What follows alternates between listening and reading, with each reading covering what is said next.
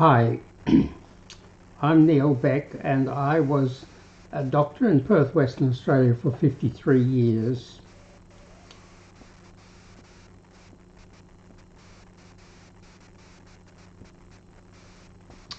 An old-time Perth doctor who did everything with my own mental health and addiction dual diagnosis clinic for 5 years in Perth's most concentrated centre of addiction. Altogether, I had around 500,000 consultations, home and hospital visits. I saw and helped every type of local health problem, all sorts of infections, diseases and injuries, helped 800 babies into the world, did many tonsillectomies, appendectomies and vasectomies, and helped thousands of broken hearts, minds and families.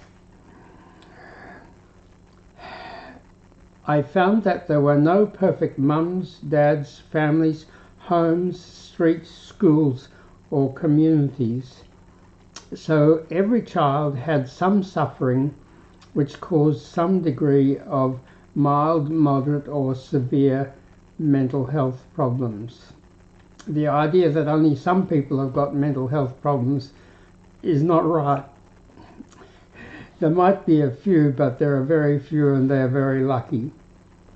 Almost everybody had some suffering in childhood which caused some mental health problems.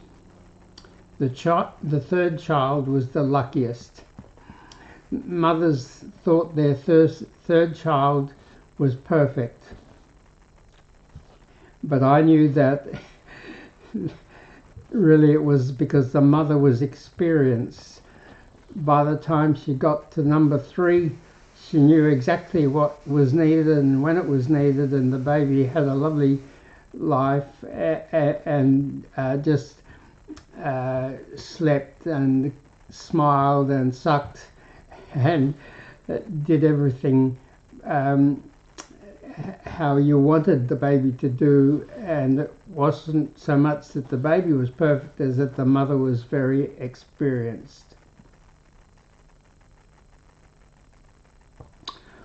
But mental health problems were very common, and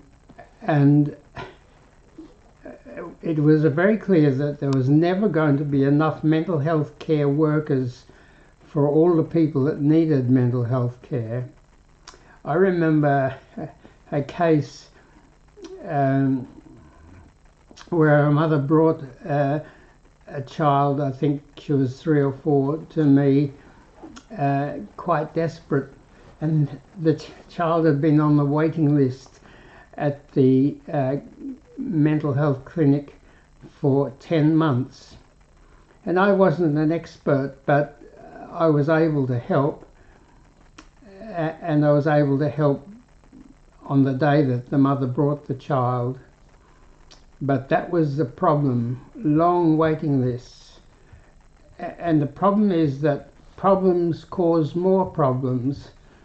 You start off with ADD, ADHD, which makes life difficult for you and your siblings and your parents and your classmates, and then you cop a lot of flack and you end up with anxiety and depression as well. So it's very important to deal with mental health problems as early as possible. The earlier you find a mental health problem, the simpler it is, the more obvious the causes are, and the easier it is to get good results with treatment and prevent getting secondary or tertiary problems.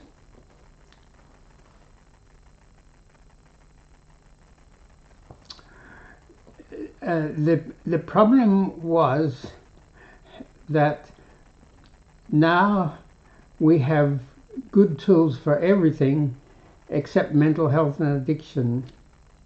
When I was a boy, a long time ago, a lot of the tools weren't very good. we had a brace and bit, and we had a saw and a hammer and a chisel and a few things like that. And in the kitchen there were only two tools: a big tin dish that we washed the dishes and the knives and forks in, and a wood stove that we had to light every morning and keep putting wood on to boil the billy and cook the food. But now there's lots of tools. There's electricity and gas, a refrigerator, dishwasher, all sorts of cutters and grinders and tin openers. So tools have come a long way since then, but not in mental health or addiction. The two mental health and addiction tools both have serious weaknesses. One tool is medicines. Medicines have serious weaknesses. People who take medicine want it to work quickly. They want to get better. They don't want it to be addictive, and they want to be able to stop it. But the people who make medicines want to sell as much medicine as they can for as high a price as they can. So they make it as many medicines as they can get away with addictive. Nearly all the commonest mental health problem is anxiety, worry, social anxiety, separation anxiety, panic attacks, obsessive compulsive disorder, various types of phobias and fears. And virtually all the medicines for worry, anxiety are addictive. It was originally the barbiturates, and all the barbiturates were addictive. And then in the 60s we started to get the benzodiazepines, Valium, Seropax, Mogadon. They're all addictive. And Ambien, Stilnox, all addictive. I still recall an elderly man who was referred to me by his family doctor because he was taking 17 Stilnox Ambien tablets a day. You should take one a day, and he was taking 17. And I remember a family of 3 generations, a mother, a grandmother, and a son, and between them they were taking about 30 Stilnox tablets a day. I think the mother was taking 8 or 9, the grandmother was taking 11 or 12, and the head injured boy who had an alcohol problem was taking about 15 Stilnox a day. So the pharmaceutical industry makes as many medicines as it can get away with addictive. And secondly, it makes the medicines slow.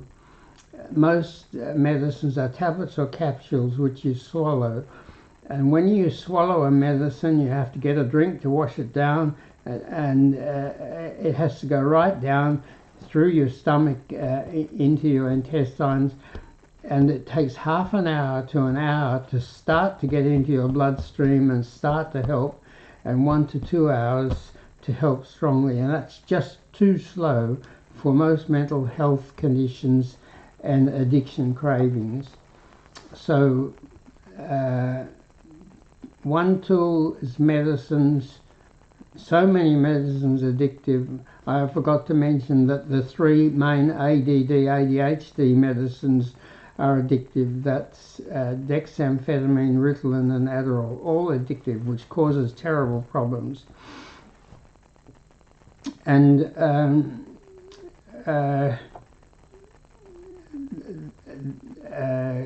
medicines were too slow because they were swallowed.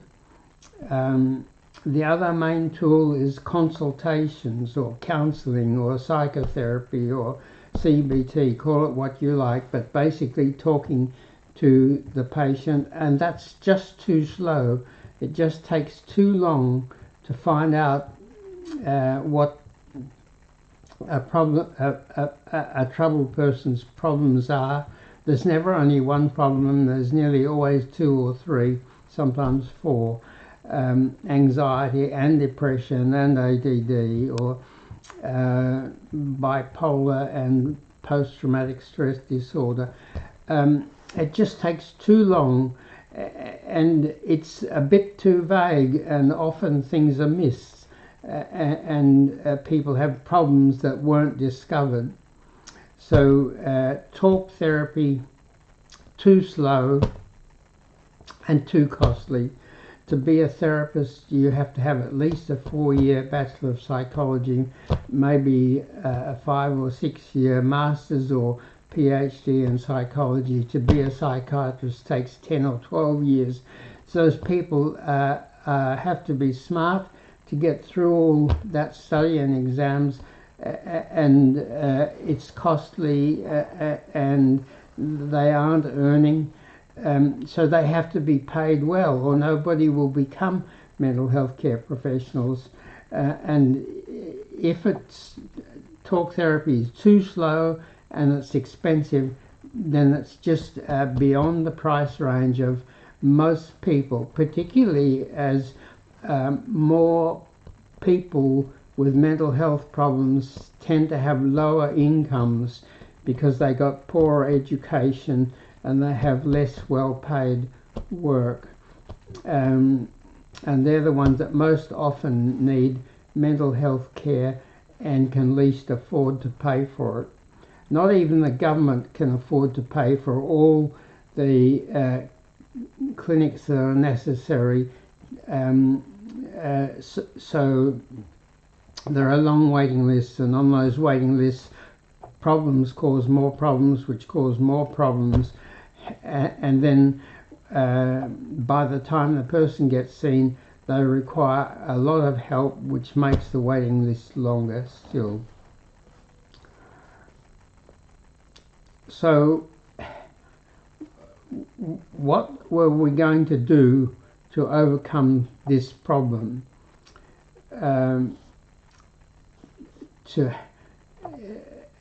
If you have good mental health, you're mostly happy, you mostly perform well, and you mostly get what you need, and you mostly have a good life. And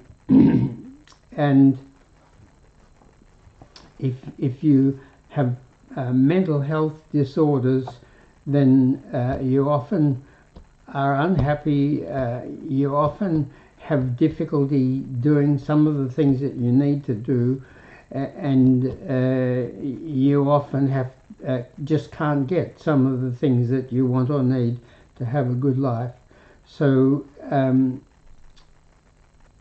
the three most important things to have a good life are, first of all, to grow your mental health. Secondly, to develop enough good relationships.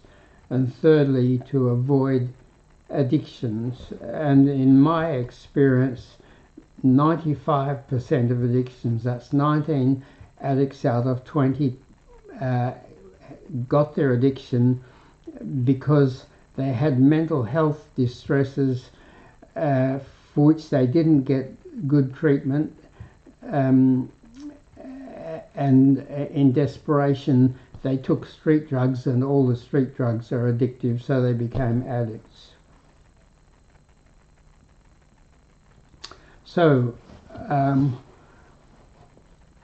what are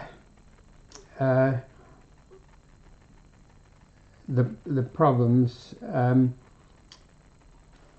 The bad feelings are usually what trouble us most. The bad feelings of mental ill health are what trouble us most. Our brain produces 25 feel-good, happy chemicals, but sometimes doesn't produce enough. So we need to learn how to boost or maintain our happy chemicals. Our happy chemicals are dopamine, serotonin, oxytocin, noradrenaline, and over 20 endorphin chemicals. Endorphins are endogenous morphines, and they help to relieve pain and stress and distress, and they also boost our or they also manage our immune system, which is very important. So how can you boost your happy chemistry? You do it with smiling, laughing, favorite music, healthy foods and drinks, sport or exercise, sunlight, fresh air, nature, flowers, pets, beauty, good sleep, good relationships, hugging, kissing, and good sex.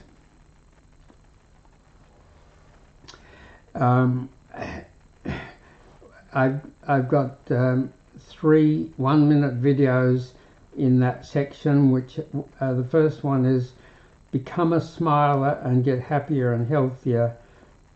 The second one is to have a good life, understand and have good feelings, and the third one is you don't need to go on and on having mental health problems. There's no faster, better, more convenient, lower cost way of learning about mental health problems than watching the right videos. So I've got 83 under-a-minute videos on mental health and 88 6 to 20 second videos on mental health. And boosting our endorphins makes us more healthy. We have an immune system. Our immune system is cells and antibodies and chemicals in every part of us that fight infections, allergies, inflammation, autoimmune diseases and cancers. So the immune system is very, very important.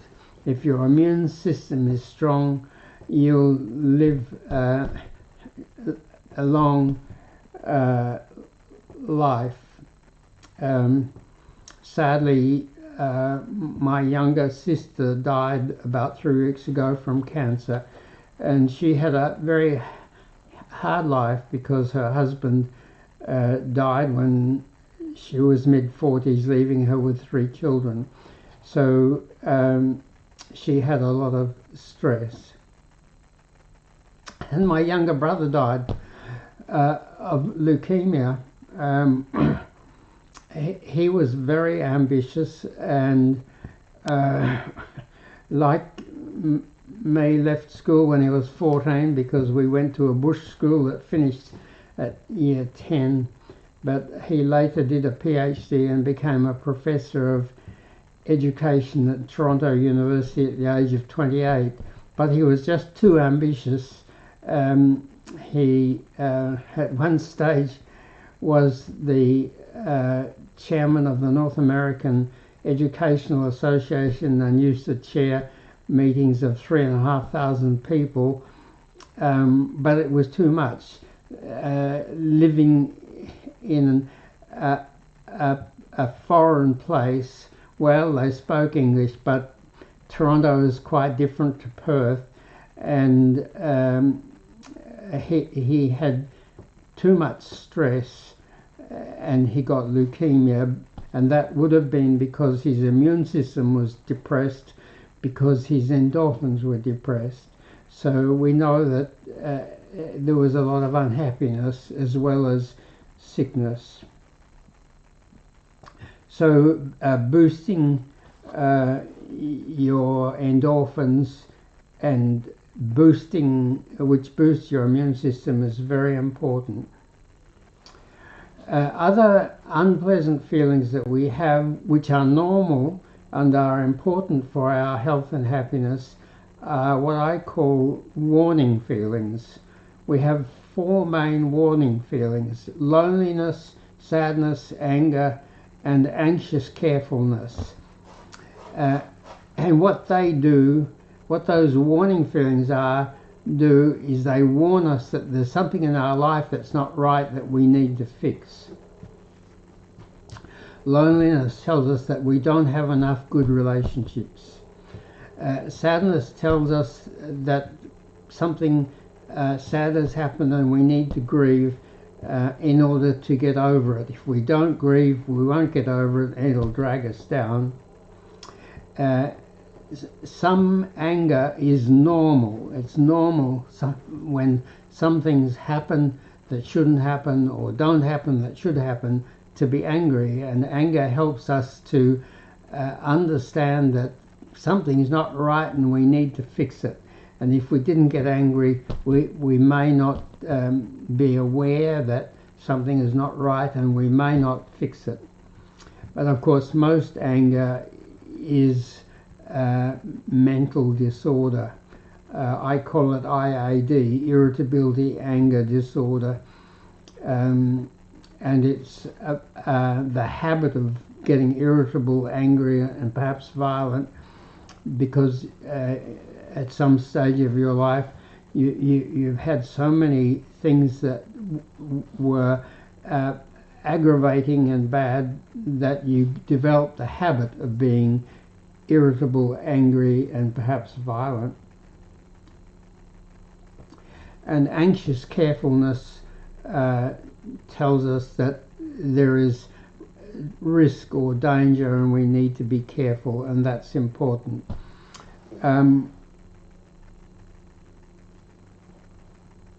It's very important to repeat enough of the feel-good chemistry boosters often enough for them to become habits. If we have happiness habits, safe, affordable, non-addictive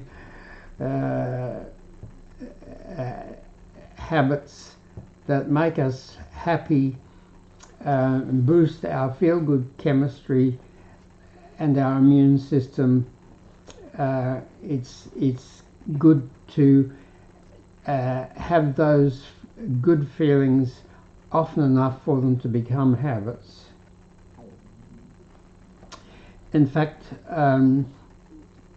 I think it's very important to build a happy faces file, to have on your phone a file of happy things that you can look at.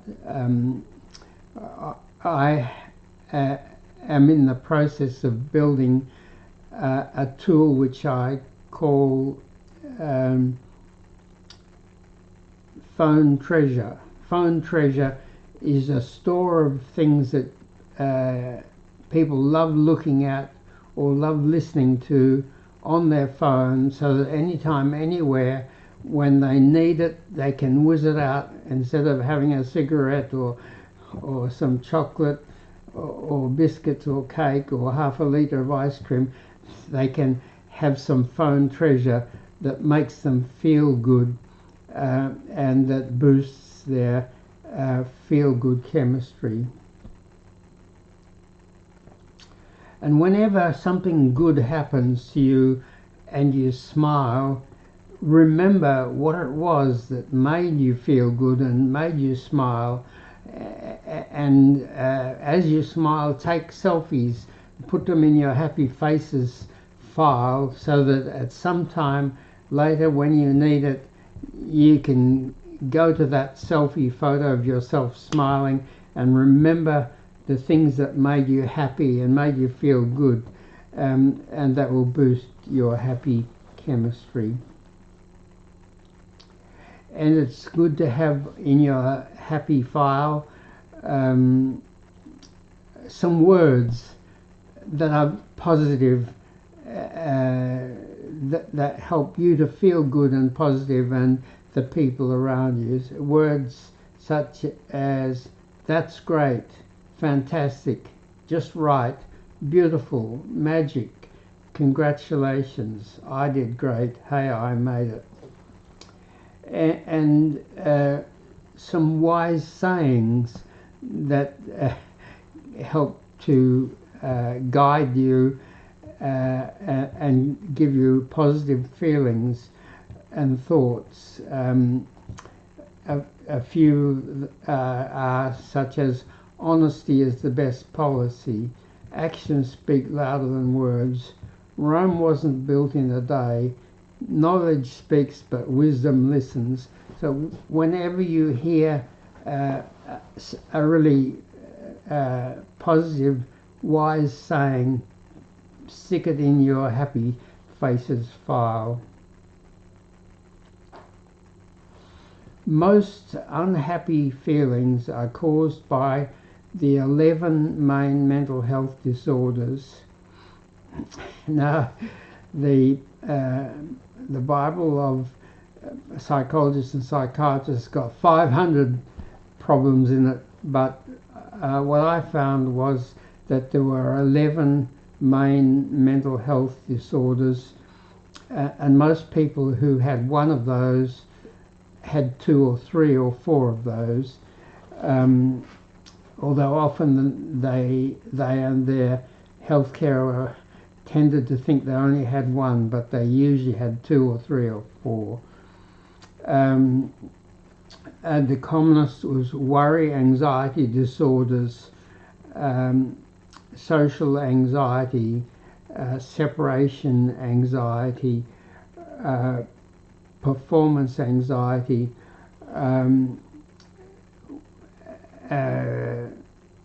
panic attacks, obsessive compulsive disorder, and various phobias. So worry, anxiety disorders, then sleep disorders, can't go to sleep, wake up far too early, wake up several times during the night and can't go back to sleep. That's sleep disorders. Major depression, bipolar disorder, ADD, ADHD, post-traumatic stress disorder, post-traumatic evil focus disorder, irritability, anger, violence disorder, crashed self-confidence, self-esteem, schizophrenia, and autism spectrum disorder. The 1-minute videos that help with that are: get a simple, clear understanding of mental health and ill health. And the other one is: you don't need to go on and on having mental health problems.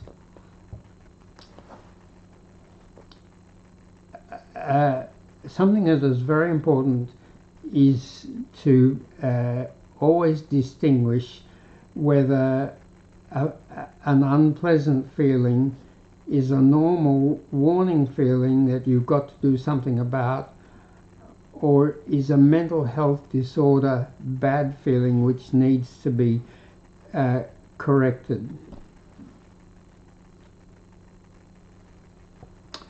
The 1-minute video on that is the Mental Fix-It app, because over the years I built 2 tools to help people find what mental health problems they had. So important, and so important you should be able to do it yourself any time of the day or the night or the week or the year, on your phone. And the 2 ways that we developed to do that are, first of all, the Mental Fix-It app. If you go to your phone and tap the App Store or the Google Play button, in seconds you can download the Mental Fix-It app, and it asks you questions about all the different aspects of your life, and you have a choice. Most of the questions have got a choice of 3 answers. You tap your choice, and as you tap your choice of the last question, the program gives an instant report, and the instant report tells you 4 things that are very helpful for you. First of all, it tells you which 6 of our 83 under a minute videos will help your particular problems most? In those 83 under a minute videos, which ones do you watch? Because most of the problems you don't have.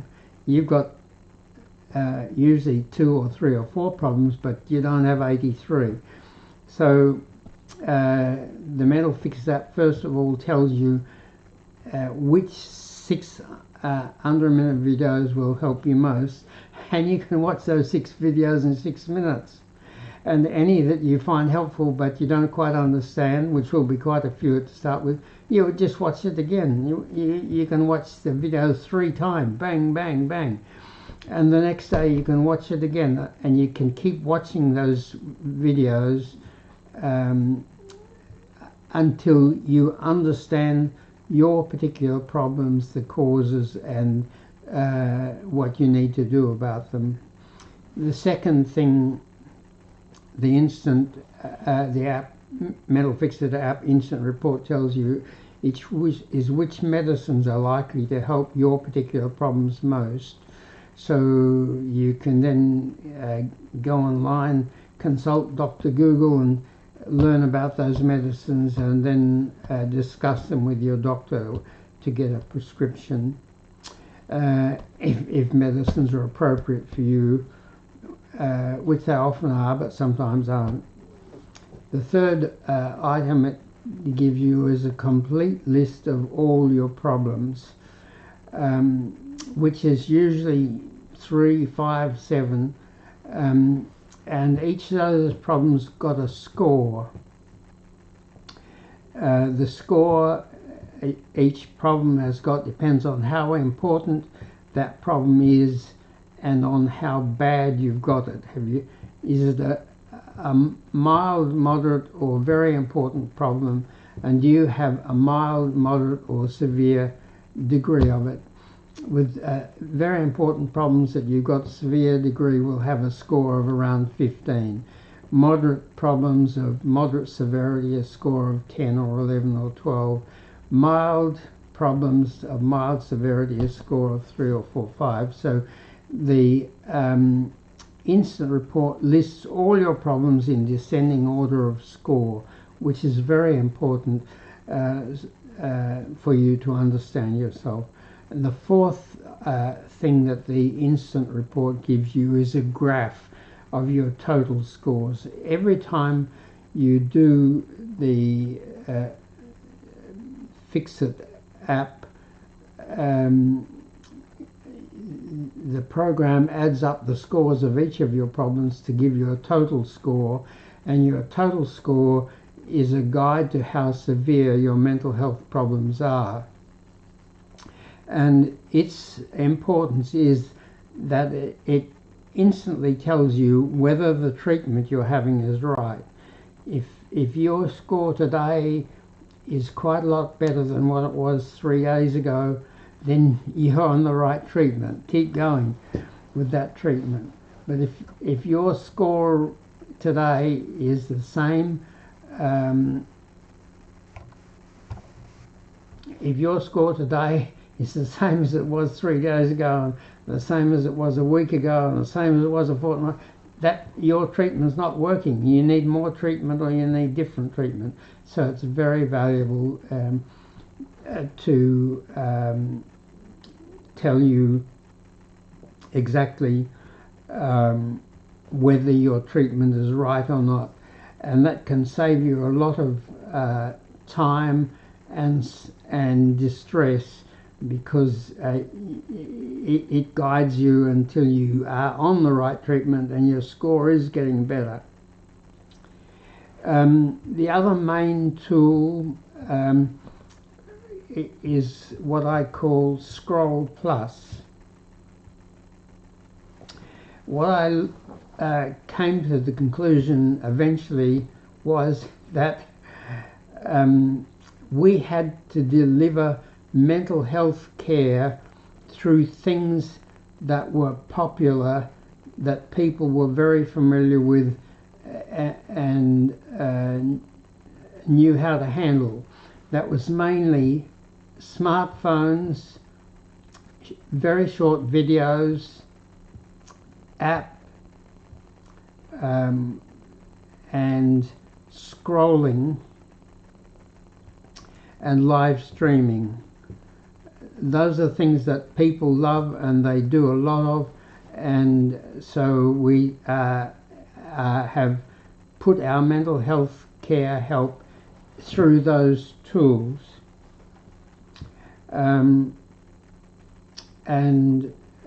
Scrolling is something that people love to do. TikTok is only 9 years old, and they have over 1 billion visitors, over 1 billion visitors a month to TikTok. And what do most people do who go to TikTok? They scroll and they look at very short videos, and they look at live streaming. So we have used these tools to help people with their mental health problems. And why is it Scroll Plus? Why isn't it just Scroll? It's because scrolling, the reason that people love scrolling is they see all sorts of interesting things, and research has shown it boosts their mood, it tickles their fancy, they learn interesting stuff they didn't know about. It's exciting, but there's no detail. That's why you can race through so much, is because it doesn't have any detail. But when you find something that's important to you, you want some detail. So what I've done is, over the years, accumulated 88 items in mental health and addiction. That's 88 things you want or you need, or which are solutions for your wants and needs.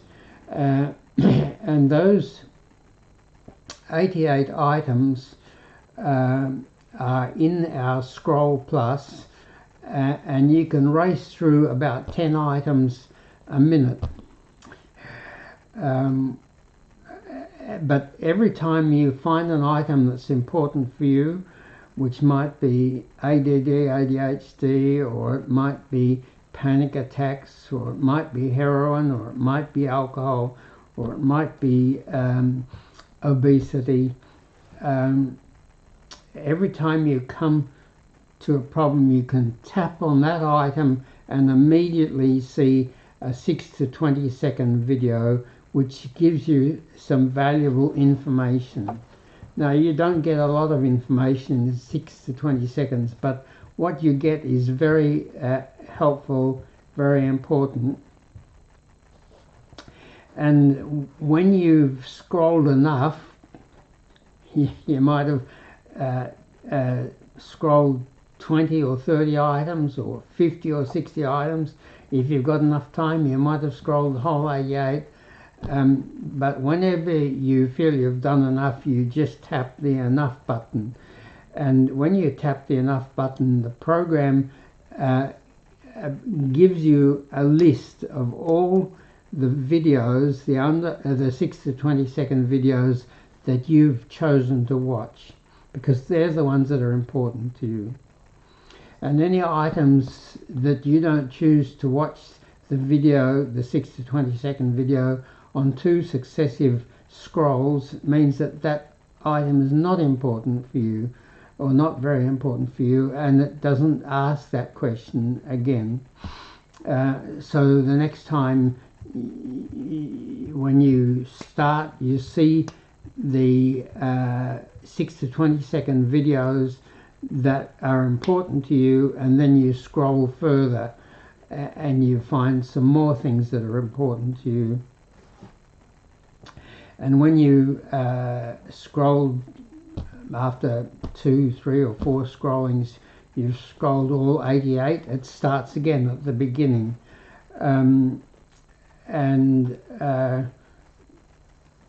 At a later stage, it starts to re-ask the questions you didn't tap as important to you, because you may have then realized, have learned that a particular item that you thought wasn't important is important.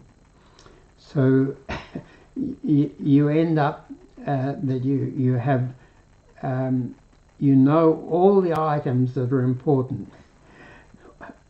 All of the 88 items that you want or need or are helpful for you, you've found them, and you've seen 6 to 20-second videos on them, which is giving you basic helpful information. And when you tap the enough button and you see the videos links that you've tapped, each of them has a link to one or more 1-minute videos which gives you more information. So either by doing the Mental Fix-It app or by doing Scroll Plus, you can go through everything. Nothing is missed. You'll know what all your problems are. You might think, oh, that's a bit miserable, I don't want to know what all my problems are, but you're never going to get completely better until you know all your problems and you've addressed them all. So missing a problem is not good.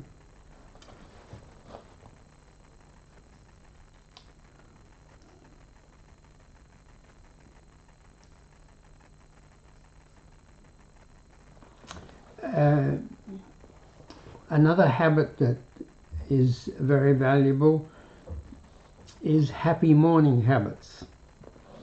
Some days we wake up a bit low and slow. Some days very low and slow. Hopefully not too many days. But if you have a few happy morning habits that you do, that can help you avoid spoiling the whole day. If you wake up low and slow and don't do anything about it, the whole day may be low and slow. My very favourite morning habit is music. I love watching The Voice Kids and Britain's Got Talent and America's Got Talent, Romania's Got Talent, Colombia's Got Talent, and every morning I watch music that I love for 5 to 20 minutes. And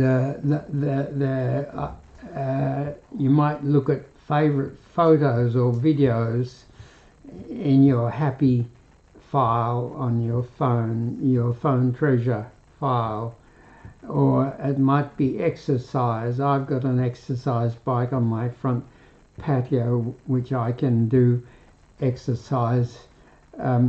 Some days I walk and some days I do exercise. Or there's harmless, nice tastes, or pets. Pets are wonderful. Or gardens. Being able to look at the flowers in your garden. So develop some happy morning habits.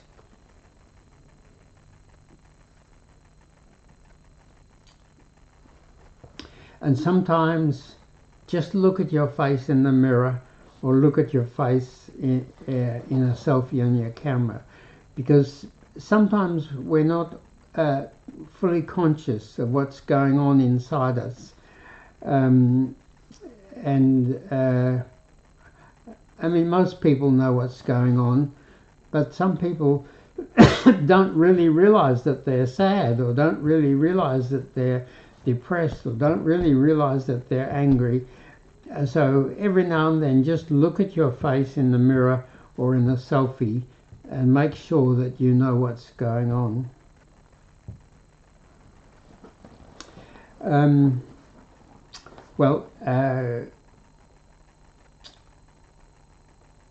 Yes, so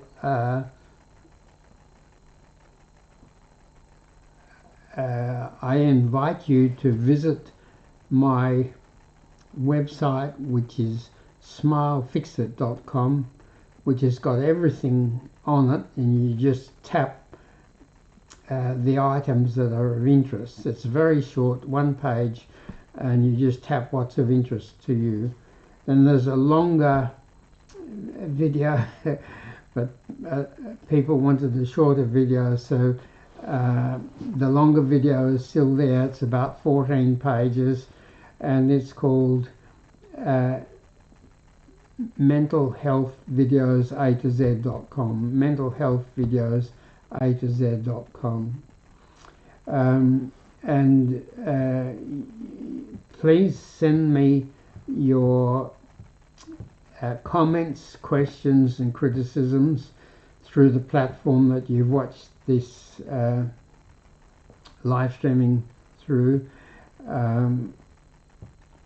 or you can email me. I always respond to emails. I don't have time to talk to individual people because there's usually at least 1,000. There has been as much as 8,000 viewers.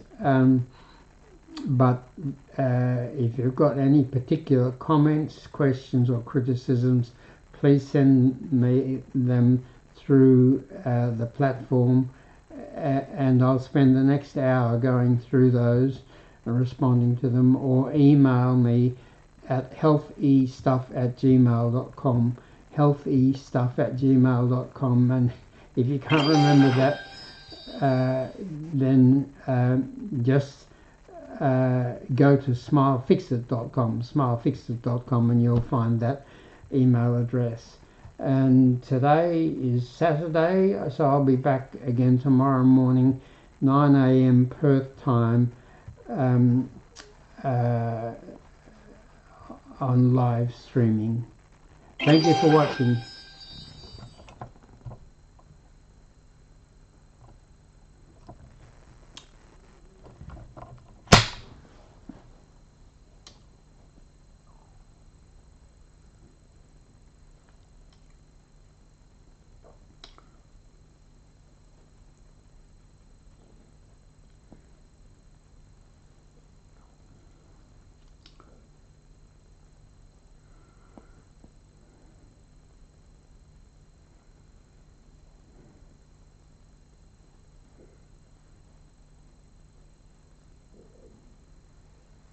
The mother was taking 8 or 9, the grandmother was taking 11 or 12, and the head injured boy who had an alcohol problem was taking about 15, still not today. So the pharmaceutical industry makes as many medicines as it can get away with addictive. And secondly, it makes the medicines slow. Most medicines are tablets or capsules, which you swallow. And when you swallow a medicine, you have to get a drink to wash it down, and it has to go right down through your stomach into your intestines. And it takes half an hour to an hour to start to get into your bloodstream and start to help, and 1 to 2 hours to help strongly. And that's just too slow for most mental health conditions and addiction cravings. So the mother was taking 8 or 9, the grandmother was taking 11 or 12, and the head injured boy who had an alcohol problem was taking about 15, still not today. So the pharmaceutical industry makes as many medicines as it can get away with addictive. And secondly, it makes the mother was taking 8 or 9, the grandmother was taking 11 or 12, and the head injured boy who had an alcohol problem was taking about 15, still not today. So the pharmaceutical industry makes as many medicines as it can get away with addictive. And secondly, it makes the medicines slow. Most medicines are tablets or capsules, which you swallow. And when you swallow a medicine, you have to get a drink to wash it down, and it has to go right down through your stomach into your intestines. And it takes half an hour to an hour to start to get into your bloodstream and start to help, and 1 to 2 hours to help strongly, and that's just too slow for most mental health conditions and addiction cravings.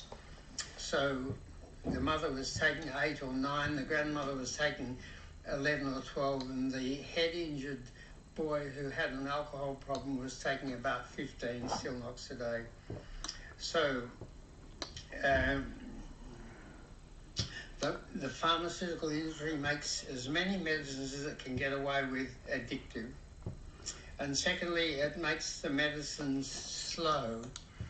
Most medicines are tablets or capsules which you swallow. And when you swallow a medicine, you have to get a drink to wash it down, and it has to go right down through your stomach into your intestines, and it takes half an hour to an hour to start to get into your bloodstream and start to help, and 1 to 2 hours to help strongly, and that's just too slow for most mental health conditions and addiction cravings.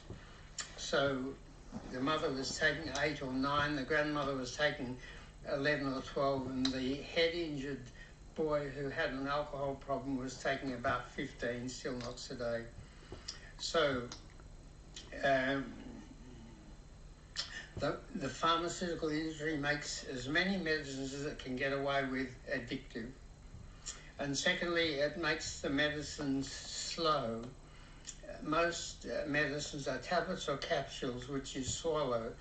And when you swallow a medicine, you have to get a drink to wash it down, and it has to go right down through your stomach into your intestines, and it takes half an hour to an hour to start to get into your bloodstream and start to help, and 1 to 2 hours to help strongly, and that's just too slow for most mental health conditions and addiction cravings.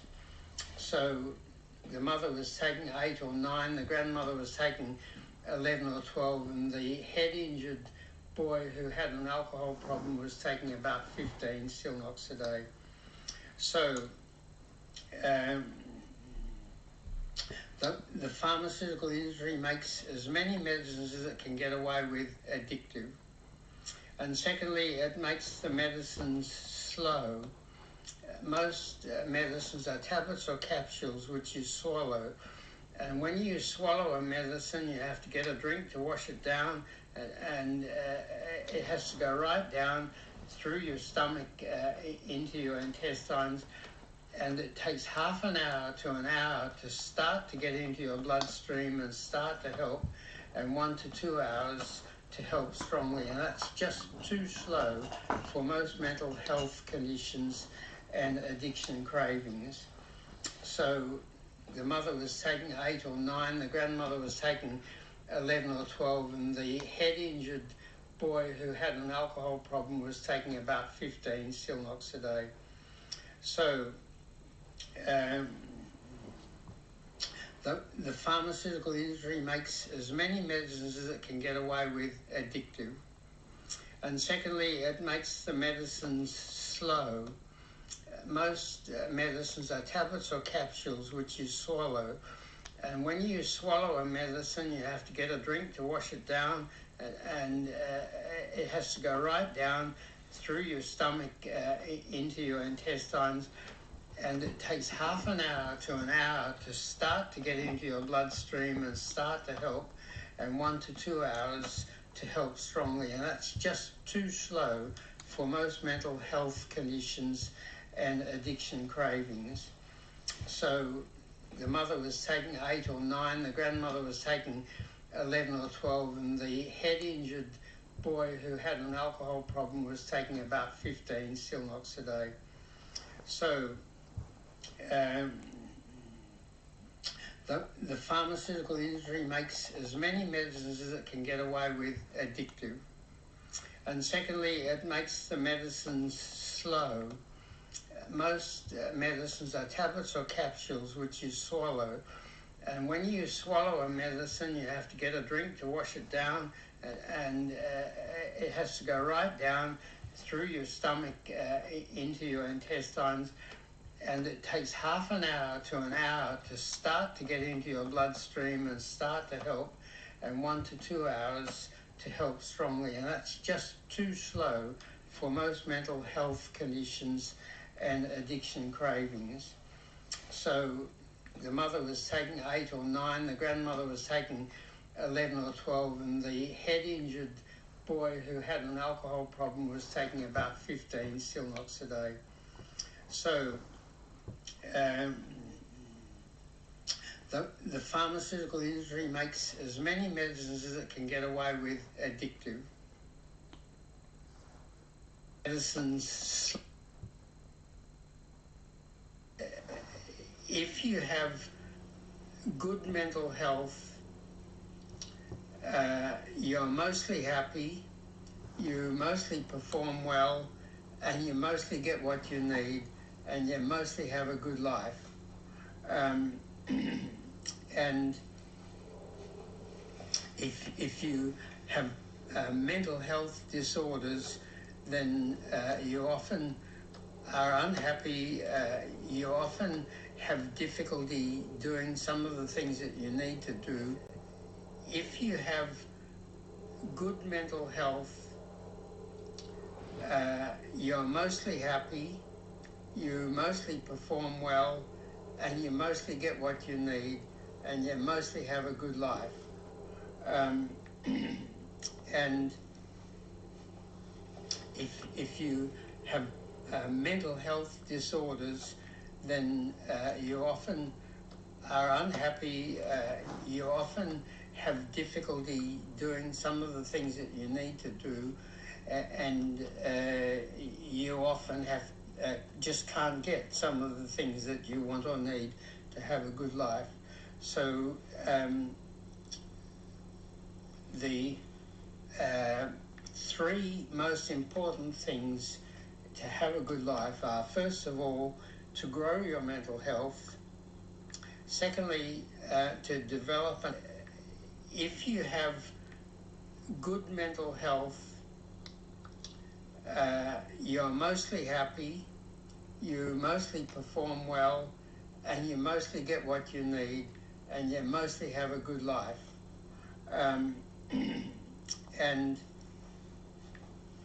if you have mental health disorders, then you often are unhappy, you often have difficulty doing some of the things that you need to do, and you often have just can't get some of the things that you want or need to have a good life. So the three most important things to have a good life are, first of all, to grow your mental health. Secondly, to develop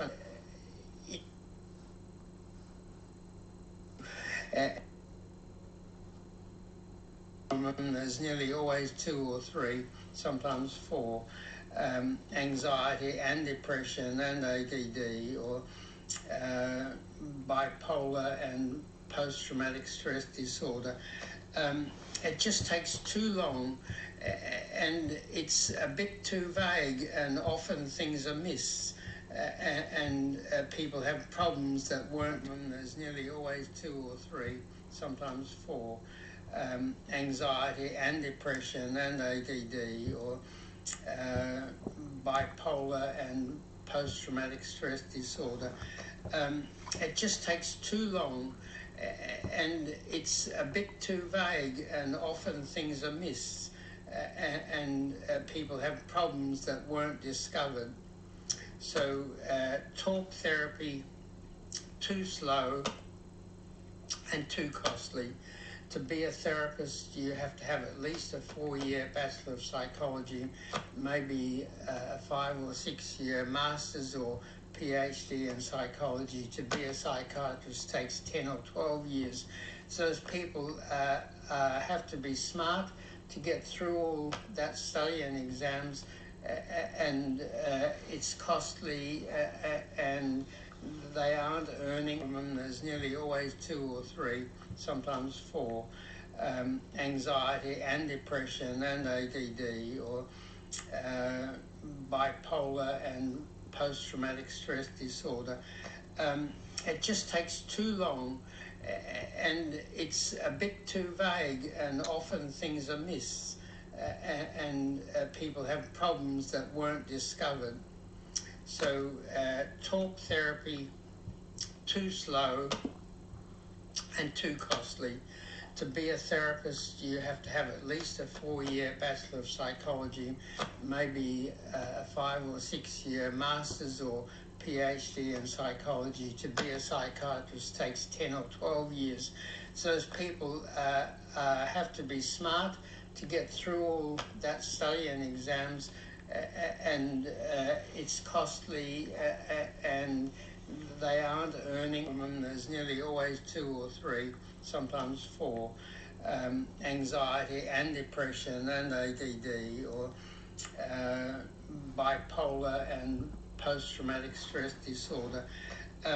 It just takes too long, and it's a bit too vague, and often things are missed, and people have problems that weren't discovered. So talk therapy, too slow and too costly. To be a therapist, you have to have at least a 4-year Bachelor of Psychology, maybe a 5 or 6 year Master's or PhD in psychology. To be a psychiatrist takes 10 or 12 years. So those people have to be smart to get through all that stuff discovered. Nearly all the commonest mental health problem is anxiety, worry, social anxiety, separation anxiety, panic attacks, obsessive compulsive disorder, various types of phobias and fears, and virtually all the medicines for worry, anxiety are addictive. And nearly all the commonest mental health problem is anxiety, worry, social anxiety, separation anxiety, panic attacks, obsessive compulsive disorder, various types of phobias and fears, and virtually all the medicines for worry, anxiety are addictive. It was originally the barbiturates, and all the barbiturates were addictive. And then in the 60s, we started to get the benzodiazepines, Valium, Seropax, Mogadon. They're all addictive. And Ambien, Stilnox, all addictive. I still recall an elderly man who was referred to me by his family doctor. Nearly all the commonest mental health problem is anxiety, worry, social anxiety, separation anxiety, panic attacks, obsessive compulsive disorder, various types of phobias and fears, and virtually all the medicines for worry, anxiety are addictive. It was originally the barbiturates, and all the barbiturates were addictive. And then in the 60s, we started to get the benzodiazepines, Valium, Seropax, Mogadon. They're all addictive.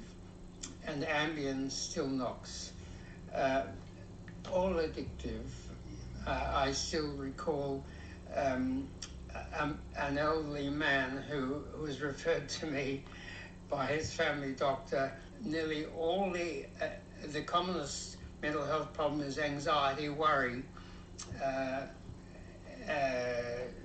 social anxiety, separation anxiety, panic attacks, obsessive compulsive disorder, various types of phobias and fears, and virtually all the medicines for worry, anxiety are addictive.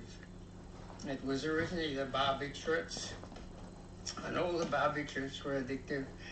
And then in the 60s, we started to get the benzodiazepines, Valium, Seropax, Mogadon.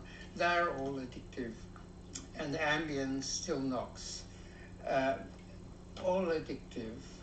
I still recall an elderly man who was referred to me by his family doctor. Nearly all the commonest mental health problem is anxiety, worry, uh, uh, social anxiety, separation anxiety, panic attacks, obsessive compulsive disorder, various types of phobias and fears, and virtually all the medicines for worry, anxiety are addictive. It was originally the barbiturates, and all the barbiturates were addictive. And then in the 60s, we started to get the benzodiazepines. Often things are missed, and people have problems that weren't discovered. So talk therapy, too slow and too costly to.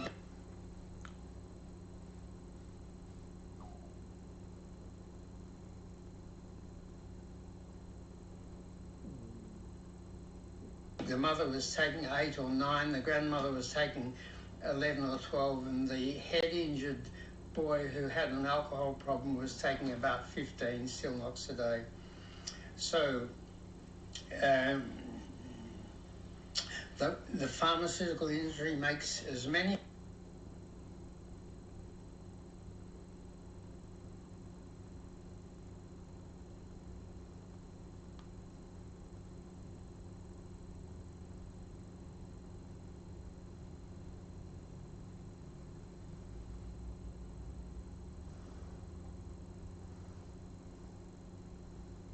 The mother was taking 8 or 9, the grandmother was taking 11 or 12, and the head-injured boy.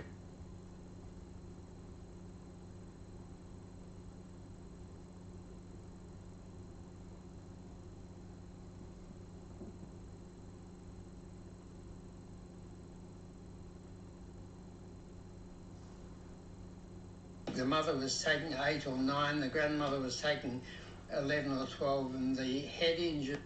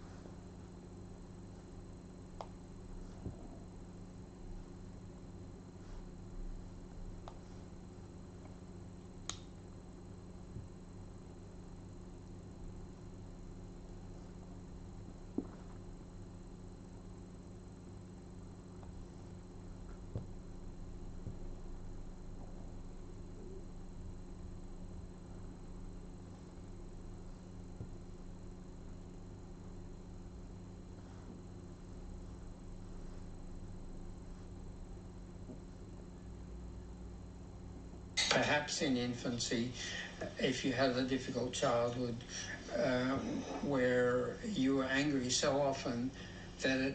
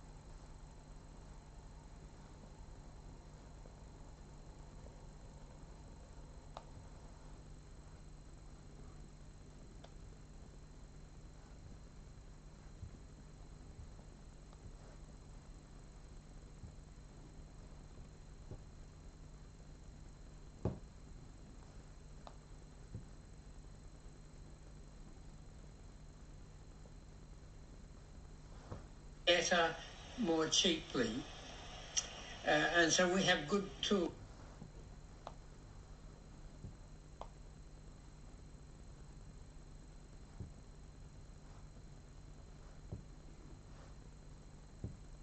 Proper treatment for their mental health disorders from proper treatment for their mental health disorders from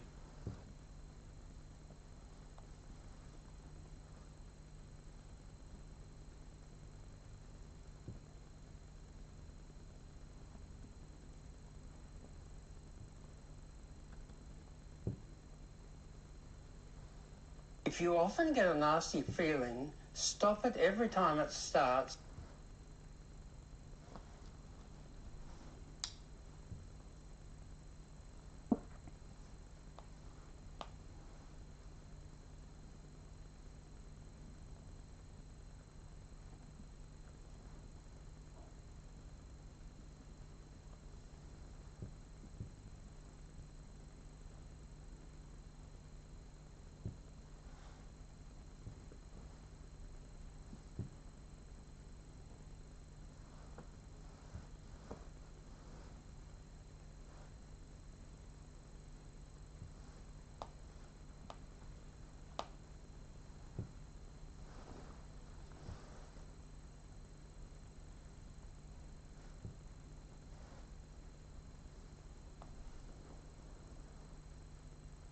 And scroll through those 88 items.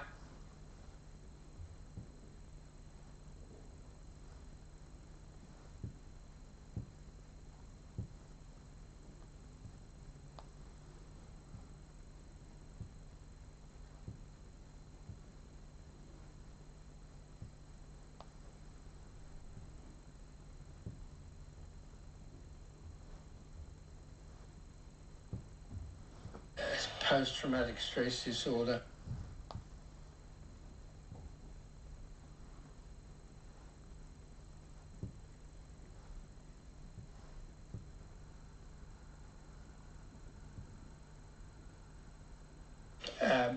Bad mental health, bad relationships and addiction.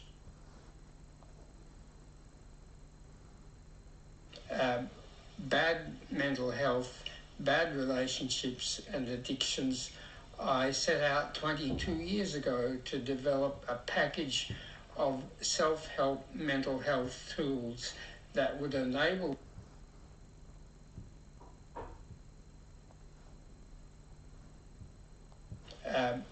bad mental health, bad relationships.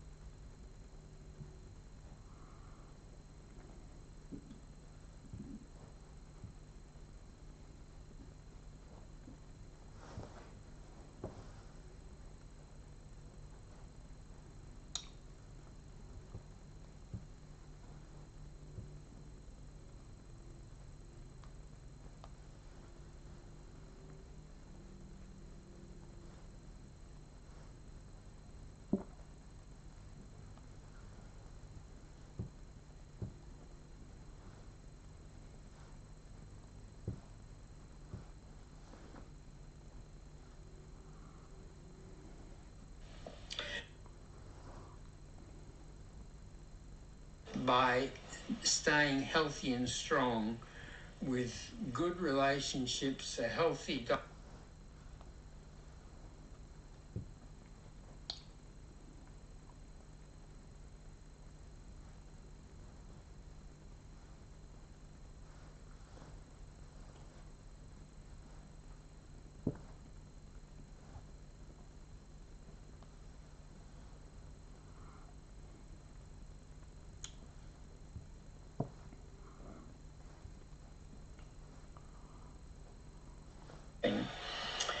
And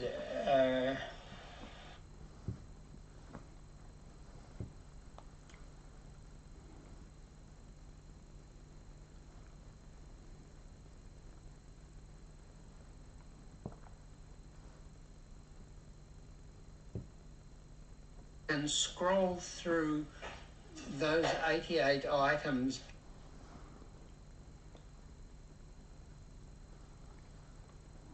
Fuck.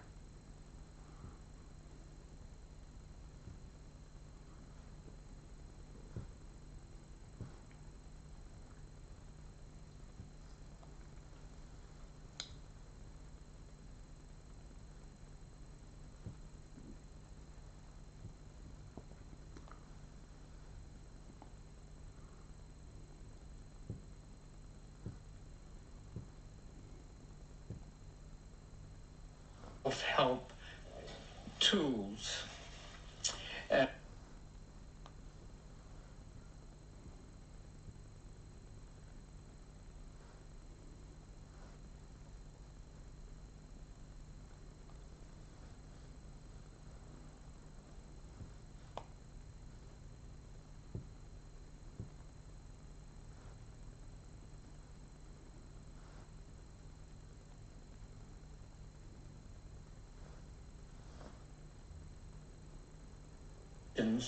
And the addictive downers, which are alcohol, addictive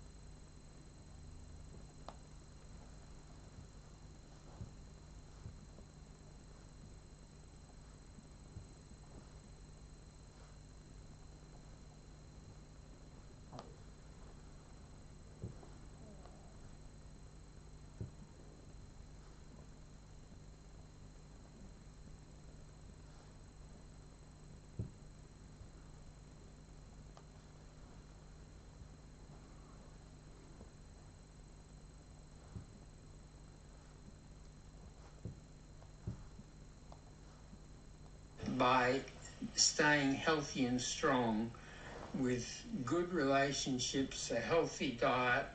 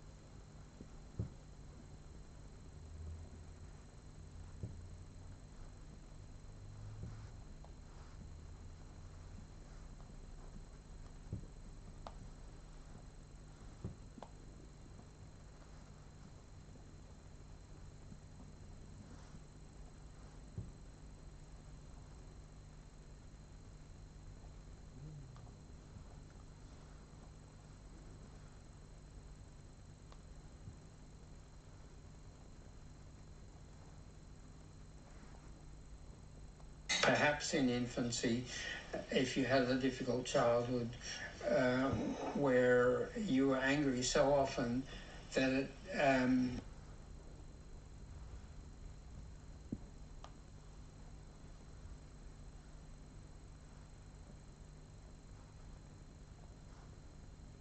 by staying healthy and strong with good relationships, a health.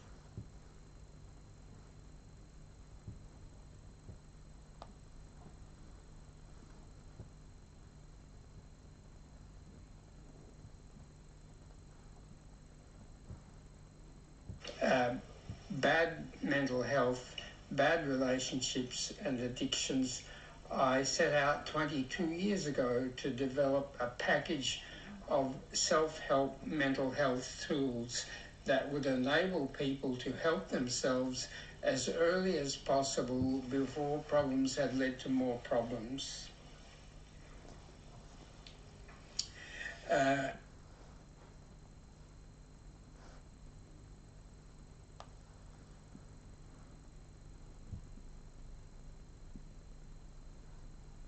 Perhaps in infancy, if you had a difficult childhood where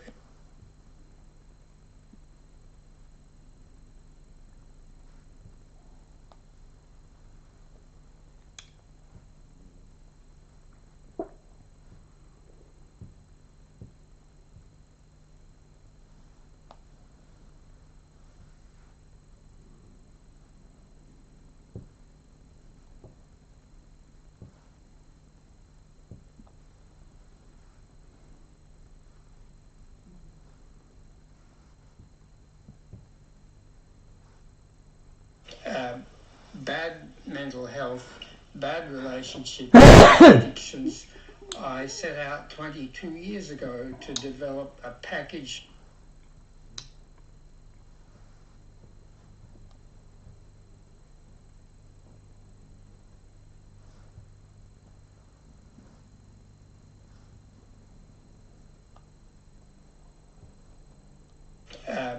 Bad mental health, bad relationships and addictions, I set out 22 years ago to develop a package of self-help mental health tools that would enable people to help themselves as early as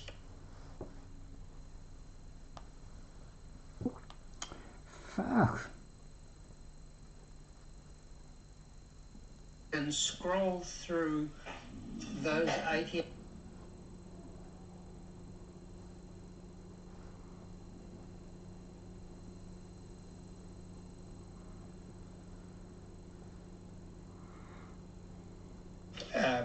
Bad mental health, bad relationships and addictions, I set out 22 years ago to develop a package of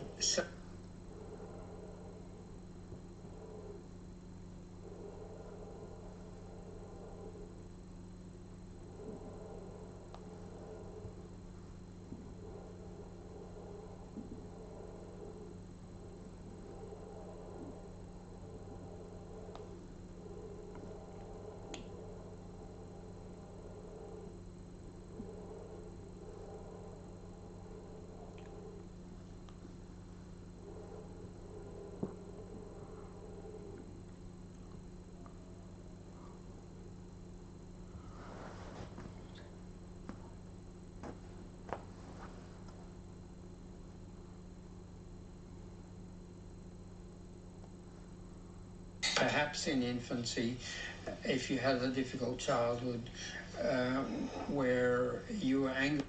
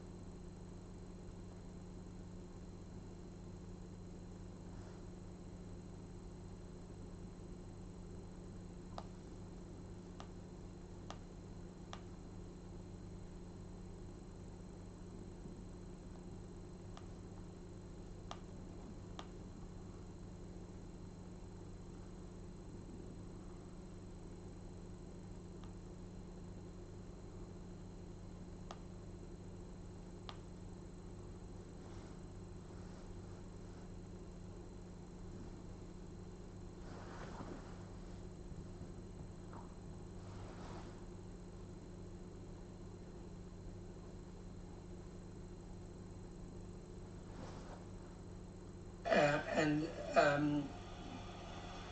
the biggest number of nearly all the commonest mental health problem is anxiety, worry, uh, uh, social anxiety.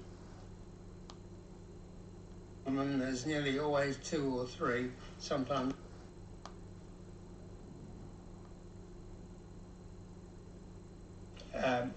Bad mental health.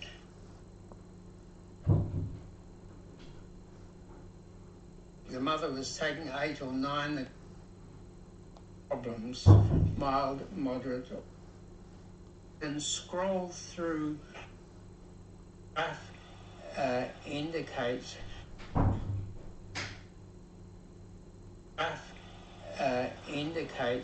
how severe overall your problems together are. And if the treatment you are post-traumatic stress, because when you're in a proper treatment which gives you a meter to race through and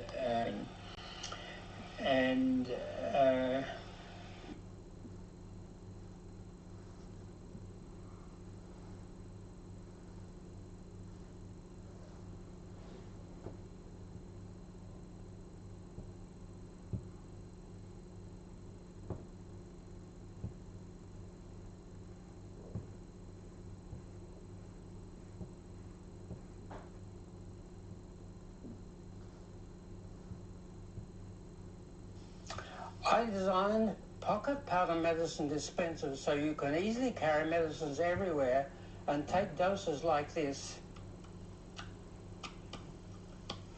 anytime, anywhere in seconds.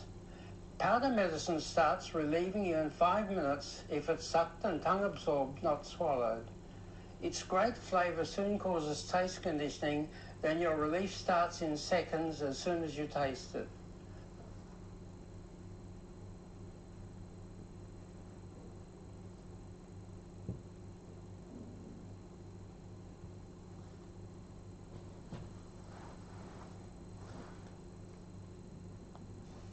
I designed pocket powder medicine dispensers so you can easily carry medicines everywhere and take doses like this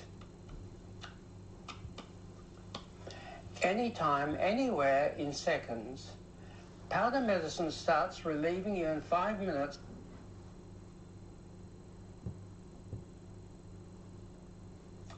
I designed pocket powder medicine dispensers so you can easily carry medicine.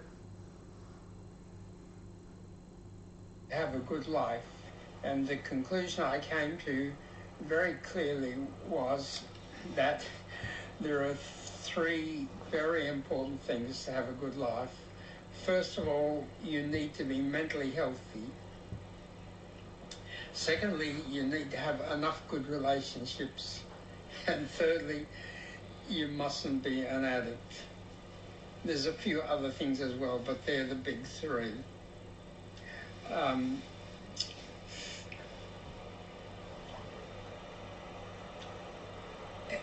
and a sad conclusion I reached was that there were never going to be enough mental health care workers for all the people who needed mental health care.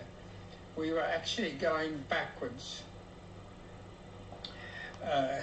There were waiting lists, and the longer the waiting lists were, the longer people had to wait to get mental health, have a good life. And the conclusion I came to very clearly was that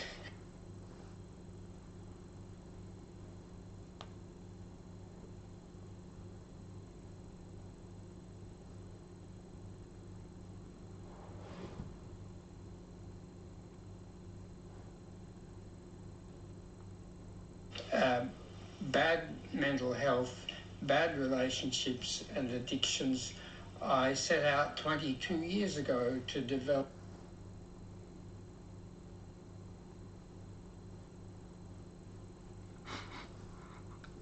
Very good meal.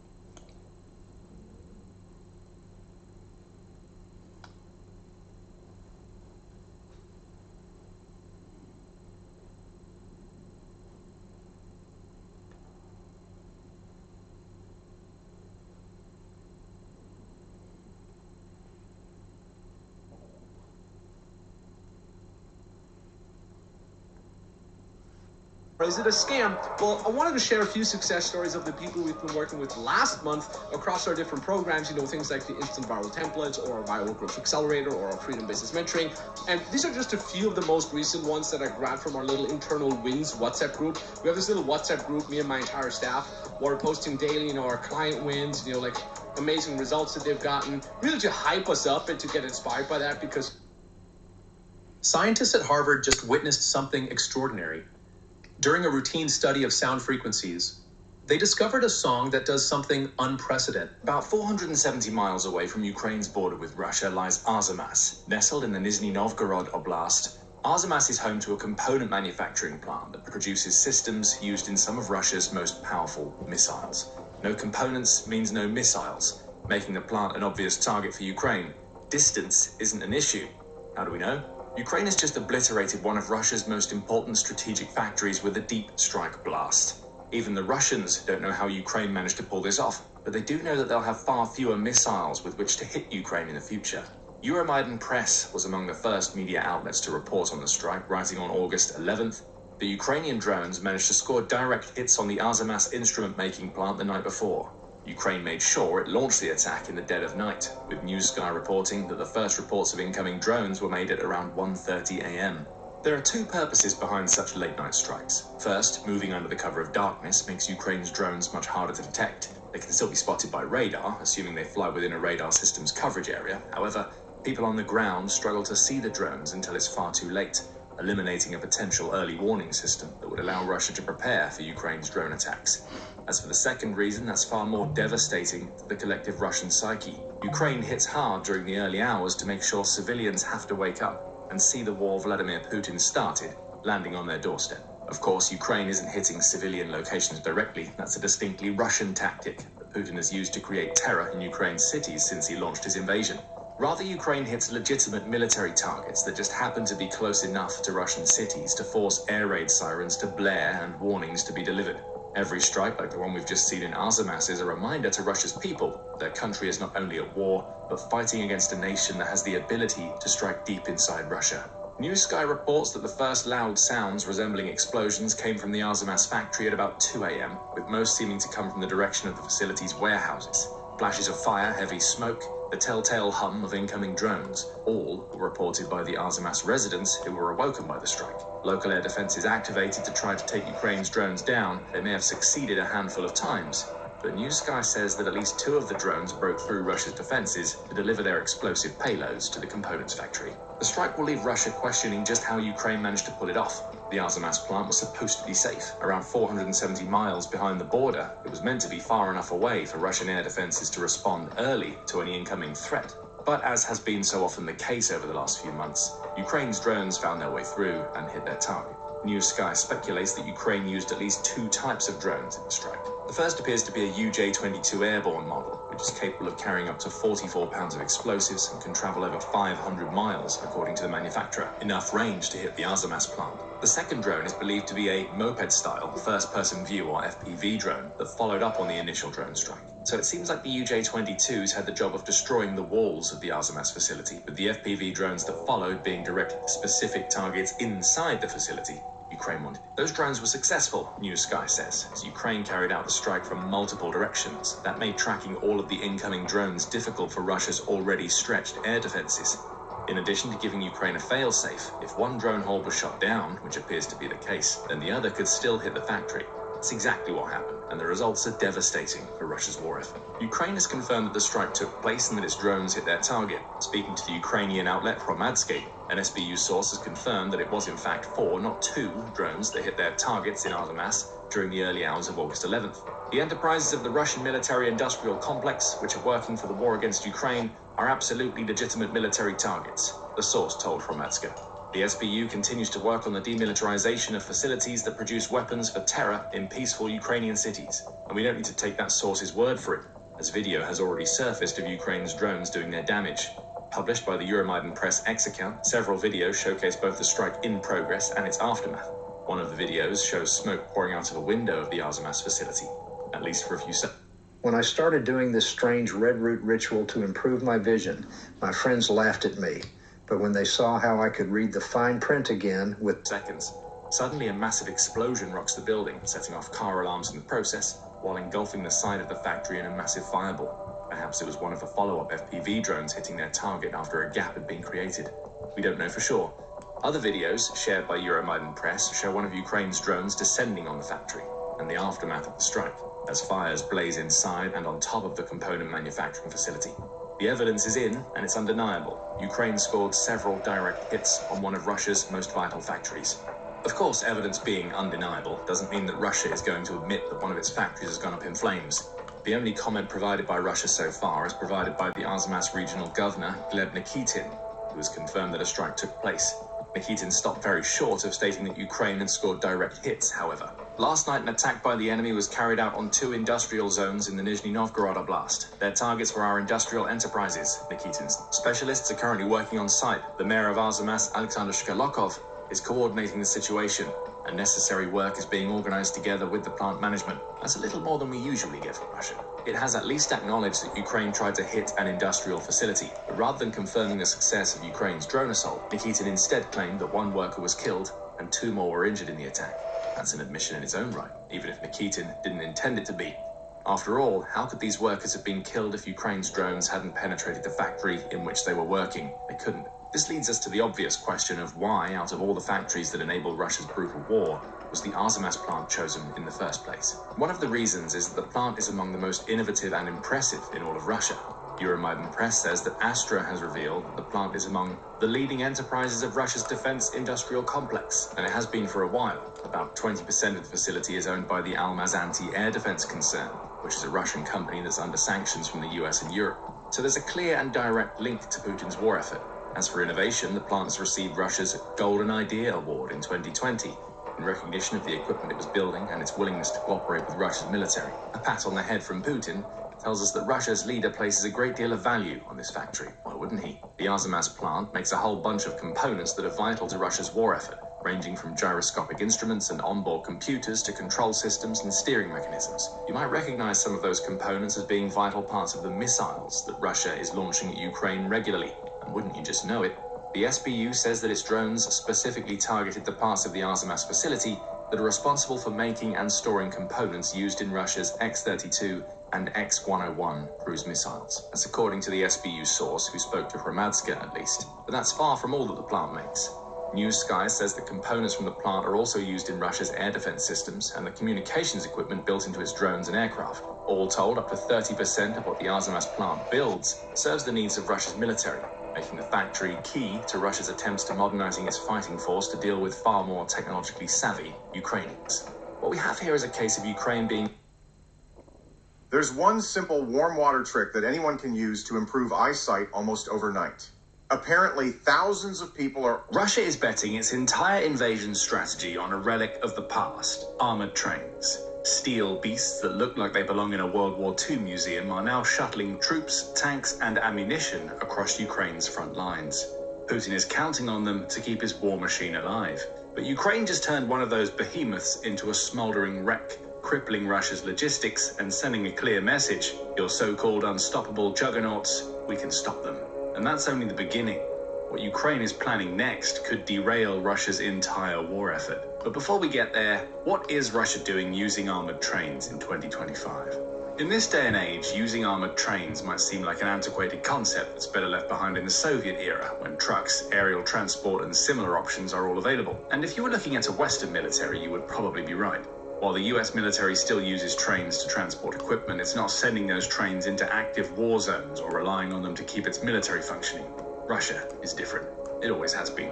United 24 Media made that clear in a June 29th piece in which author Ivan Komenko wrote about how Russia has reintroduced legacy rail platforms to its ongoing operations. Why? Well, Russia needs to maintain its supply lines and shuttle equipment needed to repair the infrastructure that Ukraine has been damaging with its deep drone strikes.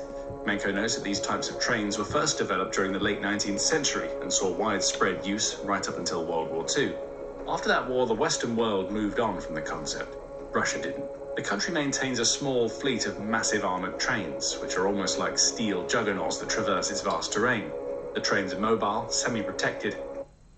Russian President Vladimir Putin thought that Crimea would be the key to winning the war he started against Ukraine.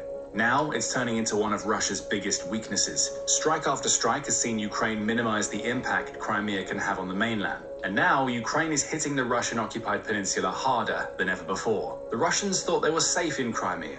Ukraine just proved them dead wrong with an attack that has crippled Russian air power on the peninsula. On August 4th, the Kyiv Independent reported that Ukraine's security service, or SBU, has announced an overnight strike against an airfield in the Crimean city of Saki. The airfield itself was not the main target, though any additional damage done would be a bonus for Ukraine. Instead, Ukraine wanted to hit the aircraft that called the Saki airfield home, the very aircraft that Russia has been using to launch bombs and missiles into the Black Sea.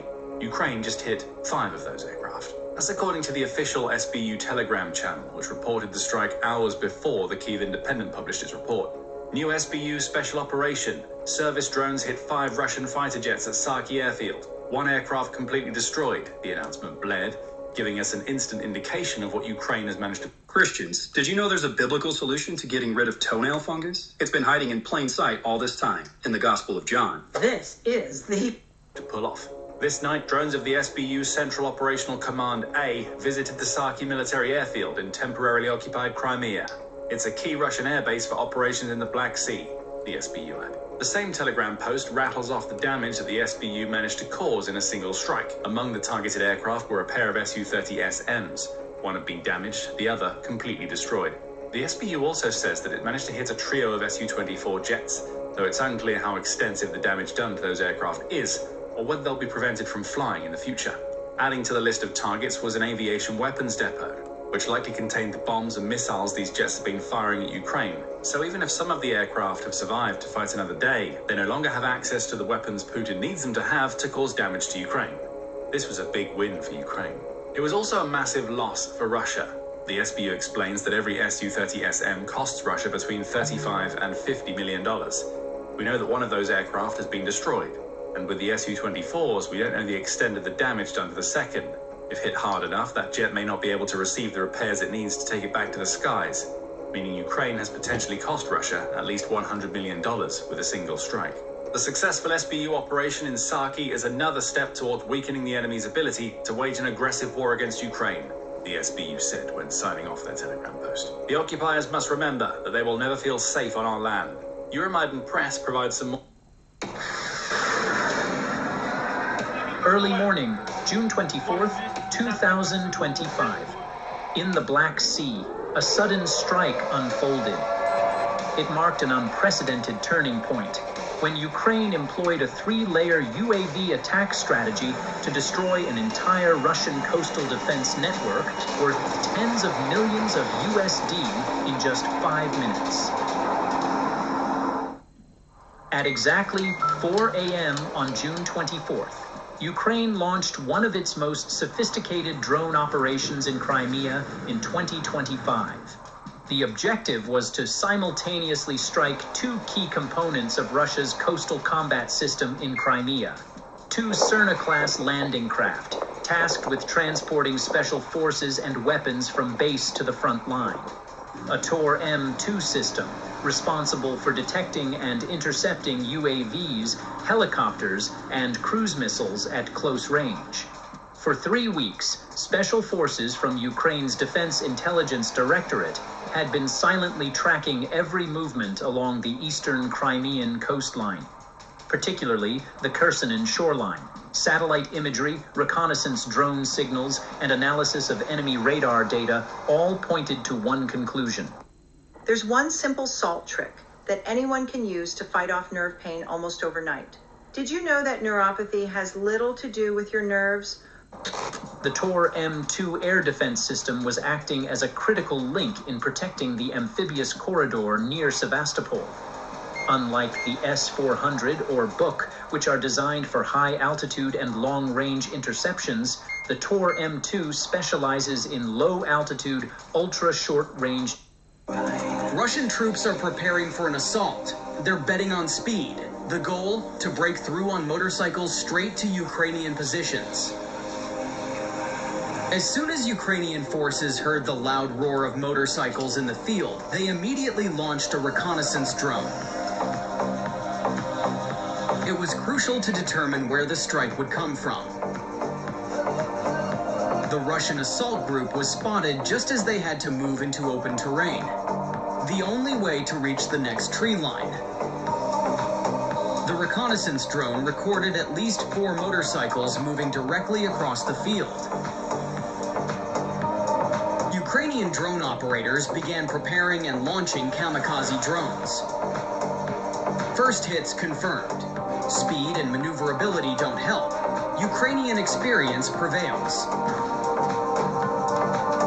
The Russians also had eyes in the sky, so a special Ukrainian drone was sent to destroy the enemy reconnaissance and strip them of this tactical advantage.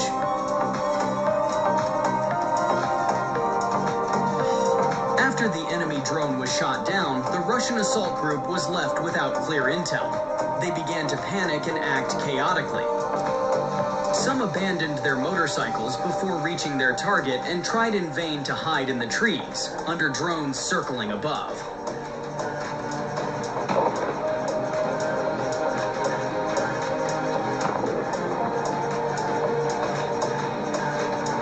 Meanwhile, Ukrainian forces remained on full alert, waiting to engage any attackers who tried to break through. This time, the Ukrainian soldiers repelled the attack, but it was clear. The source of the threat had to be neutralized. A reconnaissance drone was launched and identified the Russian position in a nearby village. The coordinates were passed to artillery units, who quickly mobilized and delivered a precise strike.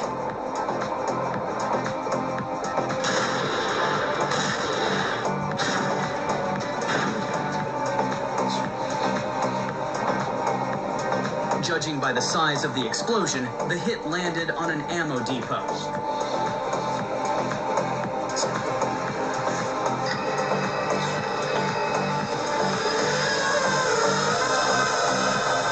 Their swarm rushed into the village and systematically hit the pre-identified targets, wherever Russian soldiers were hiding.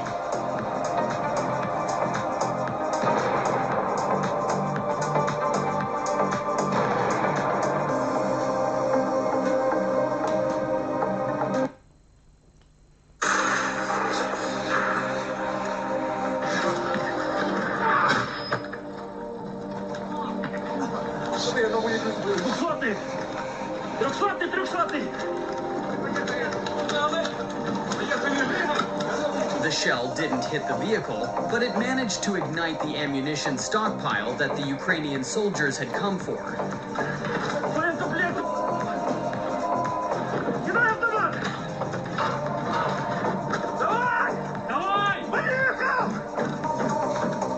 The Russians managed to wound one of the Ukrainian soldiers, but it's hard to call that a success.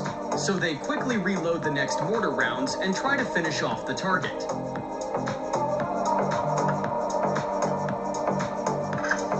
But the Ukrainians aren't just sitting idle. The part of the team that remained in the dugout quickly uses a drone to locate the Russian positions, aiming to launch a counterattack while the enemy's attention is focused elsewhere. And on the way to the mortar team, the reconnaissance unit spots another very attractive target. The Russians assumed they were at a safe distance from the front line and set up a small storage site for mortar shells to supply their comrades. The mortar crew was confident they were safe, so they continued to fire actively, unaware that very soon they might no longer have the means to do so. Meanwhile, Ukrainian drone operators were already preparing. This toy is the most fun I've ever seen. Since we bought it for our family, the kids want to play with it every day. At 14:45 local time on June 27, 2025, a Ukrainian MiG-29 from the 40th Tactical Aviation Brigade banked hard left as its weapons interface erupted in voltage warnings. While the flight to the Russian drone factory had been routine so far, this would all change in a matter of seconds. His radar warning receiver suddenly screamed as an S-300 acquisition radar painted him from 95 kilometers away. The pilot dove to 500 feet, using terrain to mask his approach while the weapons ran their startup sequences. Each GBU-39 needed to acquire GPS locks, calibrate its inertial navigation system, and verify communication with the improvised interface. The process should take 30 seconds. It had already been 2 minutes. At 14:48, all 4 bombs finally showed green. The iPad displayed the target coordinates, a drone facility 350 kilometers inside occupied territory that produced 40 Shahed 136s weekly. Intelligence reported a Krashuka-4 electronic warfare vehicle protecting the site with 500 watts of GPS jamming. The pilot checked his fuel, 2,100 kilometers remaining.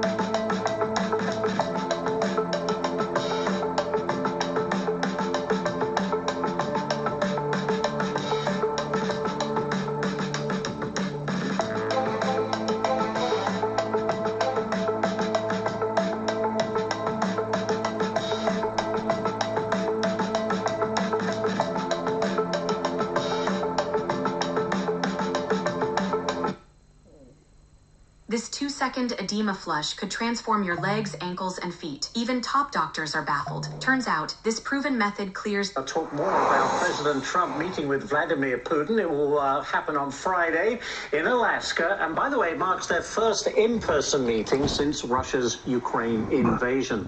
Retired 4-star General Jack Keane joining us now. General, great to see you. Is this meeting going to fall apart over Zelensky's reluctance to concede any Ukrainian territory? Is that the stumbling block here?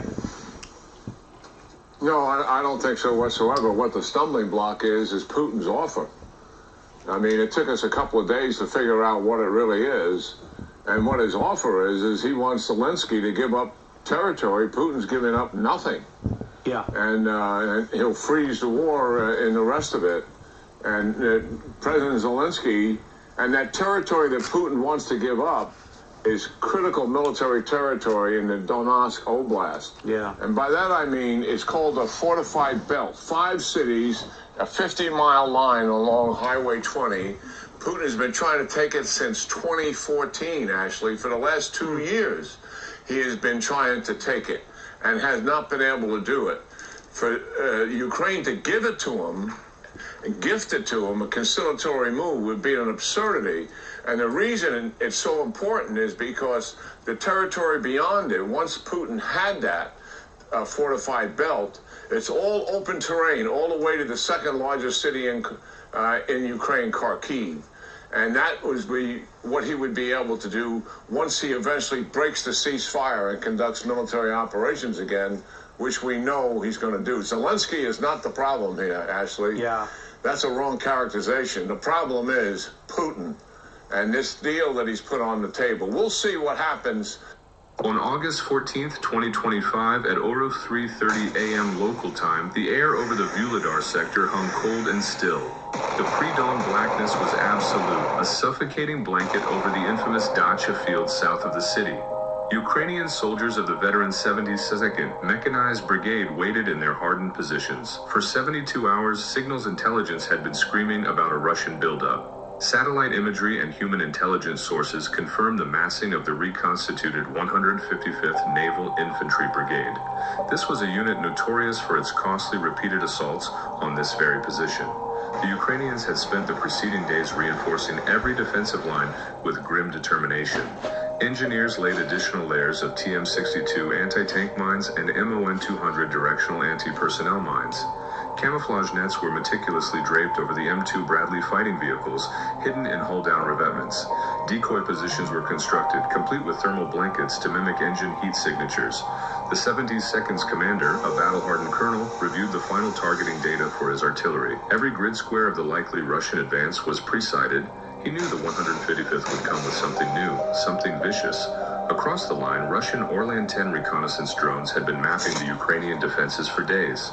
Their operators, however, transmitted conflicting reports back to their command post. The Ukrainian deception operations had been effective, creating a confusing picture of the defensive layout. Within the assembly areas of the 155th, morale was a mix of fatalistic resolve and nervous tension. These Marines were not the same men who had assaulted Vuhledar in 2023. They were a mix of survivors, hastily mobilized replacements, and convicts from Storm Z penal units. Their T-80 BVM tanks and BMP-3 infantry fighting vehicles were fueled and armed. Their commanders had assured them that this time would be different.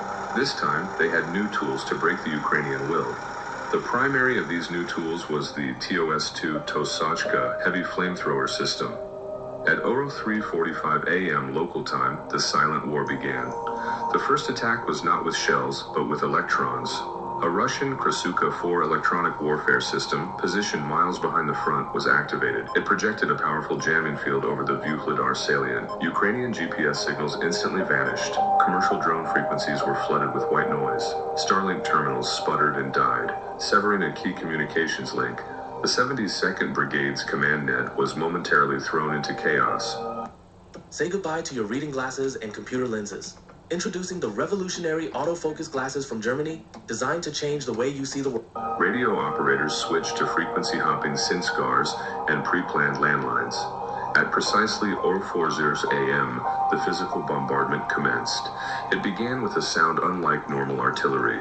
A deep guttural whoosh echoed across the fields as multiple TOS-2 Tosachka launchers fired in unison. These wheeled systems, more mobile than their tracked predecessors, had crept into position undetected. They unleashed a salvo of 220mm thermobaric rockets. The rockets arced high into the darkness before descending upon the Ukrainian forward lines.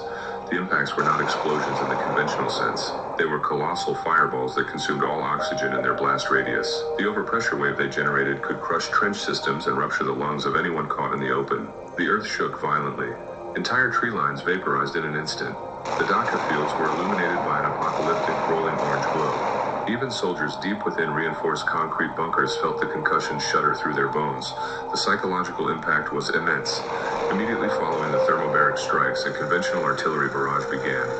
Two S-19 MSTAS howitzers and BM-21 Grad rocket launchers pounded suspected command posts and artillery positions. The air became thick with the smell of cordite and scorched earth. Ukrainian forces, though shaken, initiated thetheir counterfire plan. Well-hidden M797 howitzers, using their optical sights after GPS jamming, fired pre-sighted missions. They sent 155mm Excalibur precision rounds hunting for the Russian artillery batteries. Under the cover of this maelstrom, the first contact on the ground occurred. Storm Z assault squads, considered utterly disposable, moved forward into the minefields.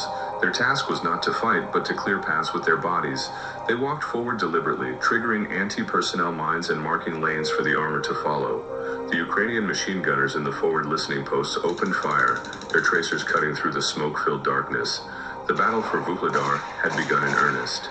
At 05:15 a.m., with the first hint of dawn breaking through the smoke, the main Russian assault surged forward. Columns of T-80 BVM tanks and BMP-3 fighting vehicles advanced along the crudely cleared lanes. The high-revving turbine engines of the T-80s emitted a distinctive, terrifying shriek. They advanced at high speed, attempting to use momentum to break through the initial line of defense. The lead tanks were fitted with KMT-7 mine rollers, which churned up the earth in front of them. But the Ukrainian minefields were too deep, too complex. The rollers were quickly destroyed or overwhelmed. A lead T-80 BVM struck a hidden stack of 3 TM-62 mines.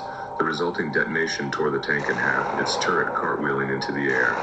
The explosion was the signal the Ukrainians had been waiting for.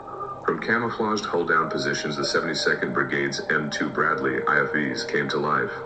Their gunners acquired targets through thermal sights, unaffected by the smoke. The sharp crack of a Tau-2B missile launching split the air. The missile, guided by its wire, flew straight and true, performing its signature top attack maneuver. It struck a Russian BMP-3, penetrating its thin top armor and causing a catastrophic internal explosion. Another Bradley fired its 25-meter Bushmaster chain gun. The high-explosive incendiary tracer rounds stitched across a group of dismounted Russian naval infantry, cutting them down. The Russian columns faltered, their momentum broken. They were now caught in a series of interconnected kill zones. Ukrainian T-64BV tanks, expertly positioned on the flanks, began to engage the Russian armor. Their 125mm guns fired, adding to the cacophony of battle. The Russian tankers, disoriented and struggling to identify targets in the chaos, returned fire wildly.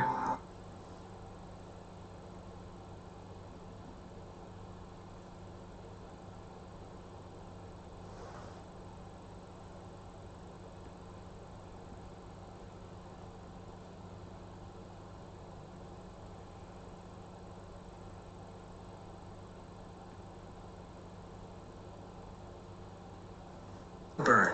It calculated 82 drones, 500 kilometers, 3 layers of Russian air defenses, all converging on one question. How does a swarm slip through a superpower shield? Radar operators froze. AI autopilots curved mid-air. By dawn, one of Russia's most guarded refineries was bleeding fuel and momentum. This was the strike that rewrote the rules of modern warfare. No jets, no missiles, just code, kinetics, and a flaw in the system. In the next 8 minutes, you'll discover how Ukrainian drones tricked Pantsir defenses with AI, why oil hubs like Krasnodar can be deadlier to strike than Russia's most advanced weapon systems, the stealth science behind low-altitude warflight. This isn't recycled TV news. It's a battlefield technology breakdown you won't find anywhere else. Subscribe now so you never miss the war stories the headlines can't tell. Did you know? The Krasnodar complex processes over 12 million tons of fuel per year, powering Russian tanks, jets, and warships. On this night, 82 Ukrainian drones targeted it, and 42 made it through. The way they broke through wasn't just daring. It rewrote the rules of modern aerial warfare. Here's exactly how they did it. The night over, Krasnodar burned like magnesium, a wall of sound, not from bombs, but from the air itself, rolled over the refinery as Ukrainian attack drones sliced through the cloud deck at 420 knots. Below, Russia's most vital energy artery pulsed with liquid fuel, each pipeline feeding the Kremlin's war machine. Inside the mobile command van, operators watched the map bloom with hostile contacts. 82 blips, low and fast, crossing in from the Black Sea and Donbass. The radar's sweep couldn't decide which to lock. Too many echoes, too much deception.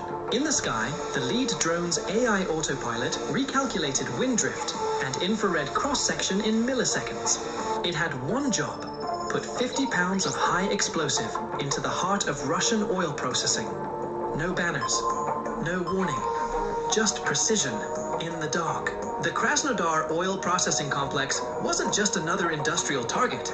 It was a strategic blood vessel.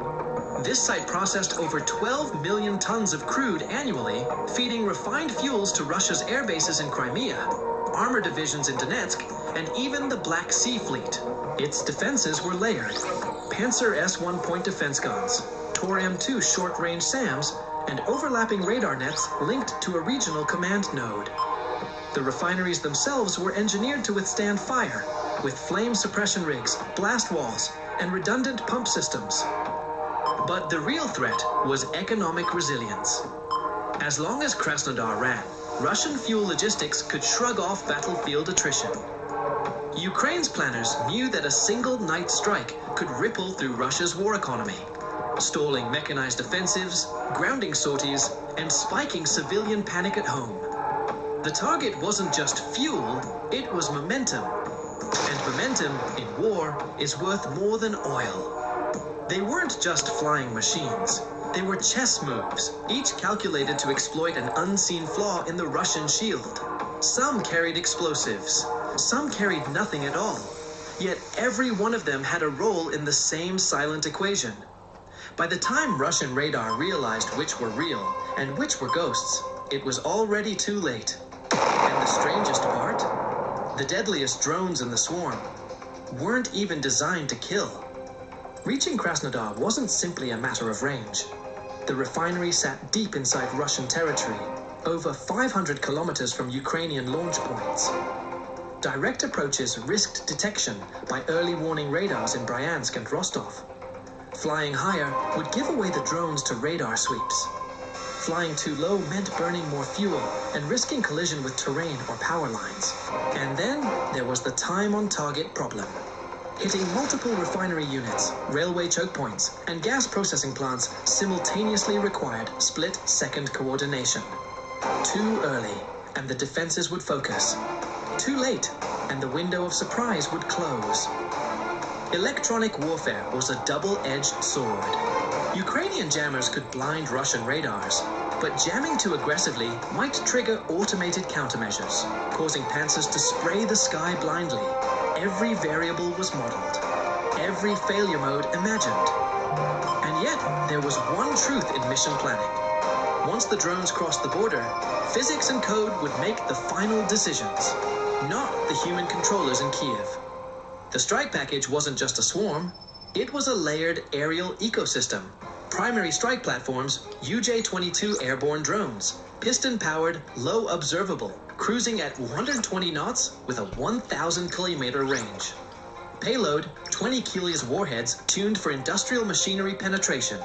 Long-range Beaver drones, composite airframes with low RCS skins, built for deep penetration and GPS-denied environments.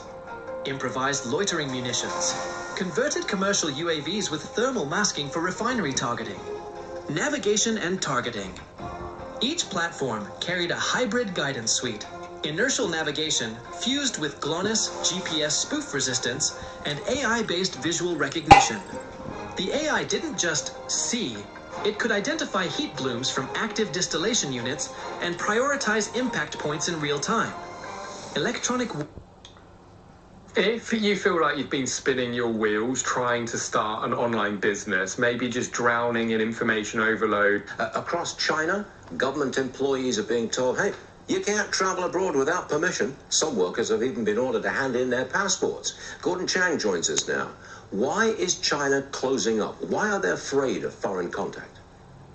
First of all, Stuart, I think that there's just paranoia.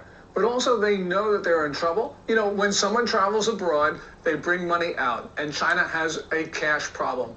The other thing is that I think that there's a general concern that people in Beijing see that if people travel abroad, Chinese travel abroad, they're going to get a very different view of the world than recent Chinese propaganda. The gap between what China says about itself and reality is growing, and we've seen that over the last couple months. I think Beijing is really, really worried. Is Xi Jinping's leadership a little brittle?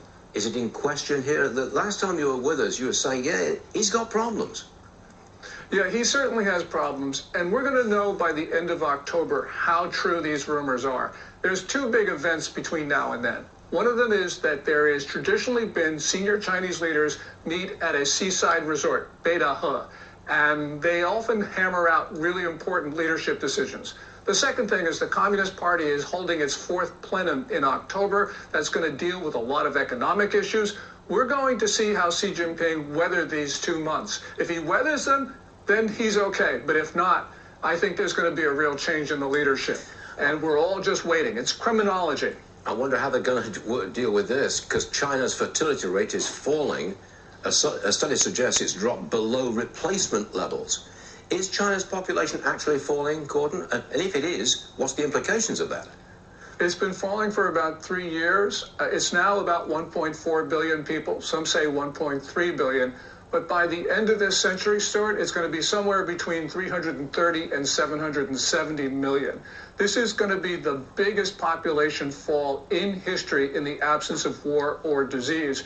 And essentially, China's total fertility rate now is probably half of replacement. So you can see why this population is going to collapse fairly soon. You need the fertility rate has to be 2.1.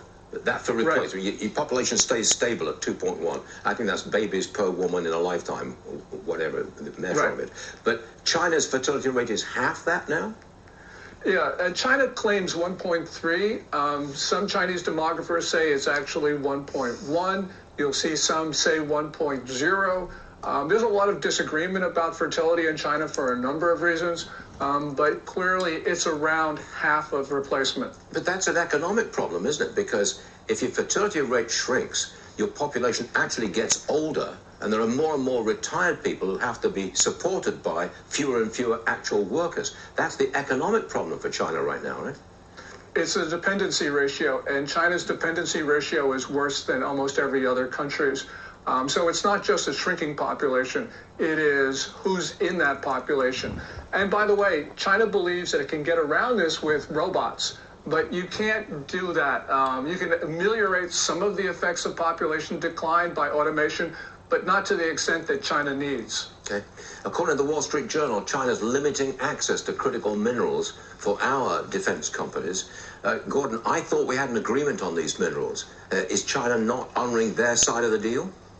They're not honoring the May 12th agreement. But, by the way, China, we got to buy, but China's got to sell. The Chinese had a similar export ban on rare earths to Japan in 2010.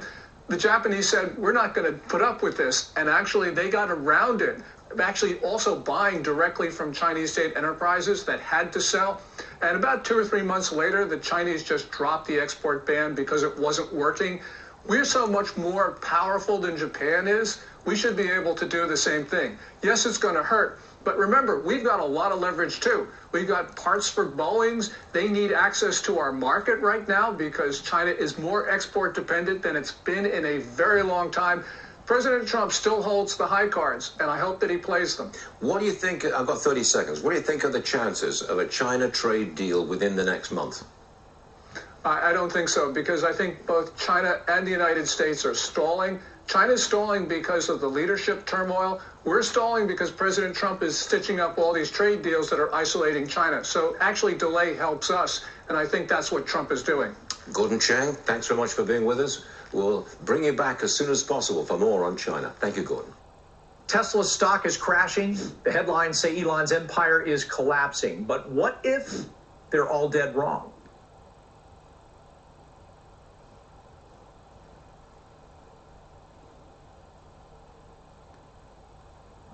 The year is 2035. China's gleaming skyscrapers are half empty. Its ghost cities, once symbols of unstoppable growth, are crumbling. And that massive middle class that was supposed to power China's future, they're watching their savings disappear as property values collapse. Sounds crazy, right? After all, this is China we're talking about, the economic miracle that lifted 800 million people out of poverty, the country that built entire cities in months and became the world's factory floor. But here's the thing, China's miracle is running out of magic. And what's happening now isn't just a slowdown, it's the beginning of something much worse. We're watching the world's second largest economy start a long, painful slide back into poverty. Don't believe it? Let me show you why China's future looks a lot more like its past than anyone wants to admit. Let's start with something that would have seemed impossible just a few years ago. China's real estate market, worth a staggering $50 trillion, is imploding. We're not talking about a minor correction here. This is a full-blown crisis that's erasing decades of wealth creation. Think about this. China has enough empty apartments to house 3 billion people. That's not a typo. 3 billion. Remember, China's total population is only 1.4 billion. They've literally built enough homes to house an extra China, and then some. But here's where it gets really wild. Meet Zhang Wei, a 35-year-old software engineer from Shenzhen. Back in 2020, he and his wife spent their life savings on a $400,000 apartment. They thought it was a safe investment. After all, Chinese property values had only gone up for decades. Now, that apartment's worth half what they paid. And they're not alone. Across China, middle-class families are watching their wealth evaporate. The numbers are staggering. In just the past 2 years, Chinese property prices have dropped by 30% in some cities. In places like Dongguan, once a booming tech hub, entire neighborhoods sit empty.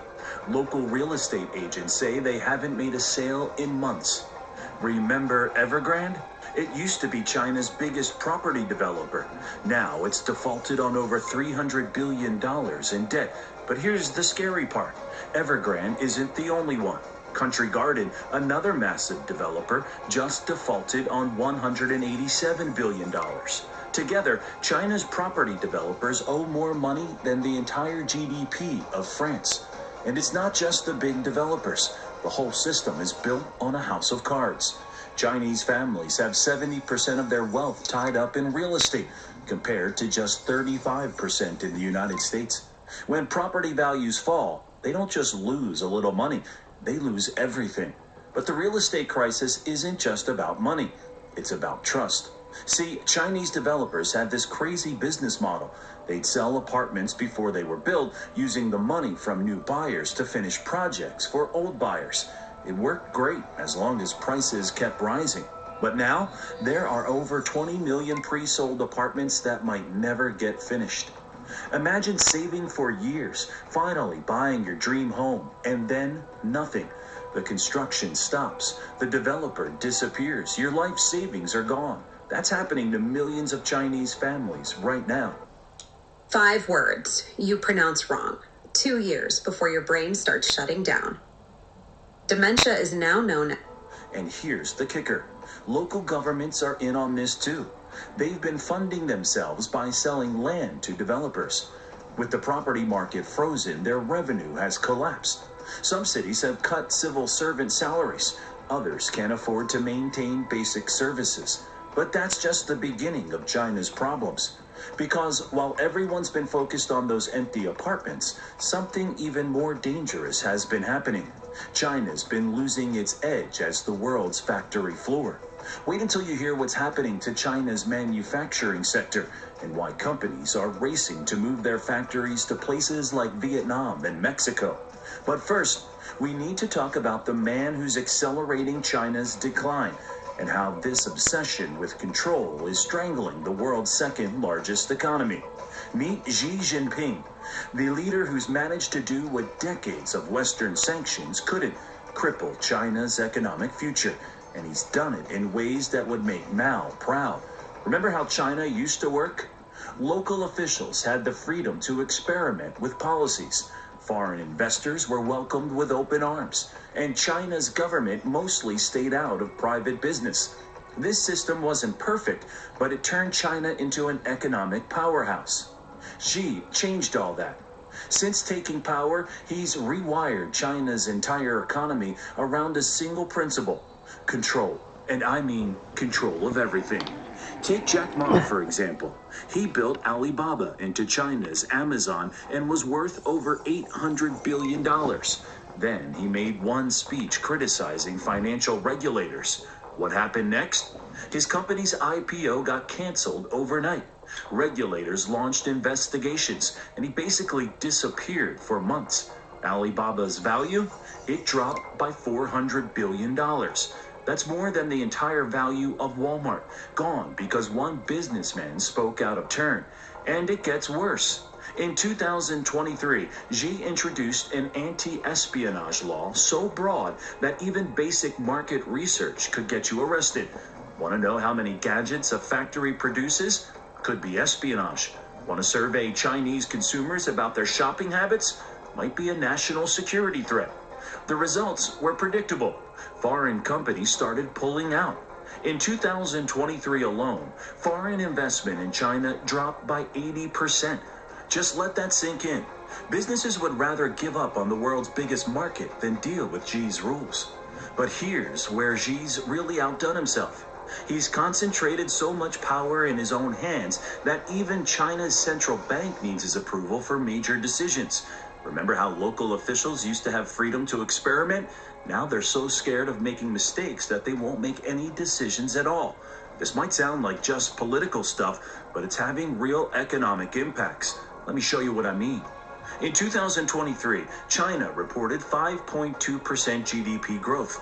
Look at this chart from the World Economic Forum. See how they're projecting growth to slow even further? But even these numbers don't tell the whole story. The government celebrated their 5.2% like it was proof their system was working. Western media outlets ran headlines about China's robust recovery. Even the IMF praised China's strong comeback. But here's what they're not telling you. China had to invest 40% of its entire GDP, twice what the US invests, just to get that growth. The numbers are brutal. China dumps $40 into the economy just to get $100 of growth. That's not an economy. That's a money pit. Want to see how crazy this gets? Let's look at just one example, high-speed rail. China's built 40,000 kilometers of high-speed rail lines, more than every other country in the world combined. Sounds impressive, right? But here's the catch. 80% of these lines lose money. The railway system's total debt, $900 billion. Some lines generate so little revenue, they can't even afford their electricity bills. Or take the city of Tianjin. They spent $47 billion to build a world-class financial center. Today, most of the buildings are empty. The few companies that moved in are mostly state-owned enterprises forced to be there. It's like building a massive shopping mall in the middle of nowhere and then forcing government stores to open there. This isn't just happening in one city. Across China, local governments have built airports that never see planes, stadiums that never host games, and museums that never open. They're building stuff just to boost GDP numbers. Youth unemployment got so bad that China stopped publishing the numbers. It got so bad they just stopped releasing the numbers altogether. And remember those tech companies we talked about? The ones Xi cracked down on? In 2021 alone, his policies destroyed more value than the entire GDP of France. Hundreds of thousands of high-paying tech jobs vanished. Some of China's brightest minds, the people who were supposed to drive innovation and future growth, are now driving delivery bikes or selling street food. Here's why this matters. China's old model of growth, building stuff and exporting cheap goods, isn't working anymore. They need to shift to a consumer-driven economy like every other developed nation. But Xi's policies are doing the exact opposite. He's scaring away investors, crushing private business, and making it harder for regular Chinese people to make money. Christians, did you know there's a biblical solution to getting rid of toenail fungus? It's been hiding in plain sight all this time in the Gospel of John. This is the quickest way to... But if you think that's bad, wait until you see what's happening to China's local governments. Because while Beijing might be putting on a brave face, China's provinces are facing a financial crisis that makes America's 2008 meltdown look like a minor hiccup. Here's the thing about China's local governments. They've been running a giant pyramid scheme for decades. They buy land cheap from farmers, sell it expensive to developers, and use that money to fund everything from schools to subways. In good times, land sales provided up to 40% of their revenue. But remember those property developers we talked about? The ones going bankrupt? Well, they're not buying land anymore. And when nobody's buying land, local governments stop making money. It's that simple. Let me show you how bad this has gotten. In Henan province, civil servants had their salaries cut by 50%. In Guangdong, China's richest province, government workers are being forced to take pay cuts of up to 30%. Some cities can't even afford to keep their streetlights on at night. Take the city of Tianjin again. They're so desperate for money, they're selling off government buildings. The local government literally can't afford its own offices anymore. And they're one of the wealthy cities. Imagine how bad things are in poorer regions. But here's where it gets really scary. Chinese local governments have racked up $9 trillion in hidden debt. That's bigger than the economies of Japan and Germany combined. They used something called local government financing vehicles, basically special companies that could borrow money without it showing up on official books. Now these LGFVs, as they're called, are starting to default. In 2023, a financing vehicle in Yunnan province missed a payment on its bonds. It was the first default of its kind in China's history, but it won't be the last. Remember those basic services governments are supposed to provide? Schools, hospitals, road maintenance? Local governments are cutting back on all of that. And it's creating a dangerous feedback loop. When local governments cut spending, people lose jobs. When people lose jobs, they stop buying houses. When nobody buys houses, property prices fall more. When property prices fall, local governments make even less money from land sales. And round we go. But here's the real kicker. China's central government can't just bail everyone out. They've got their own problems. Between COVID spending, military buildups, and trying to prop up the economy, Beijing's coffers aren't as full as they used to be. You might be thinking, okay, but China still makes everything, right? They're still the world's factory floor? Well, about that. Because what's happening in China's manufacturing sector might be the biggest sign yet that China's heading back to poverty. Remember when Made in China was on everything you owned? Those days are ending. Let me show you why. Take Apple. They've been making iPhones in China since 2007. But in 2023, something remarkable happened. They started moving production to India.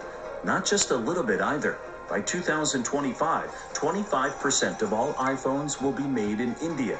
That's a $50 billion shift away from China.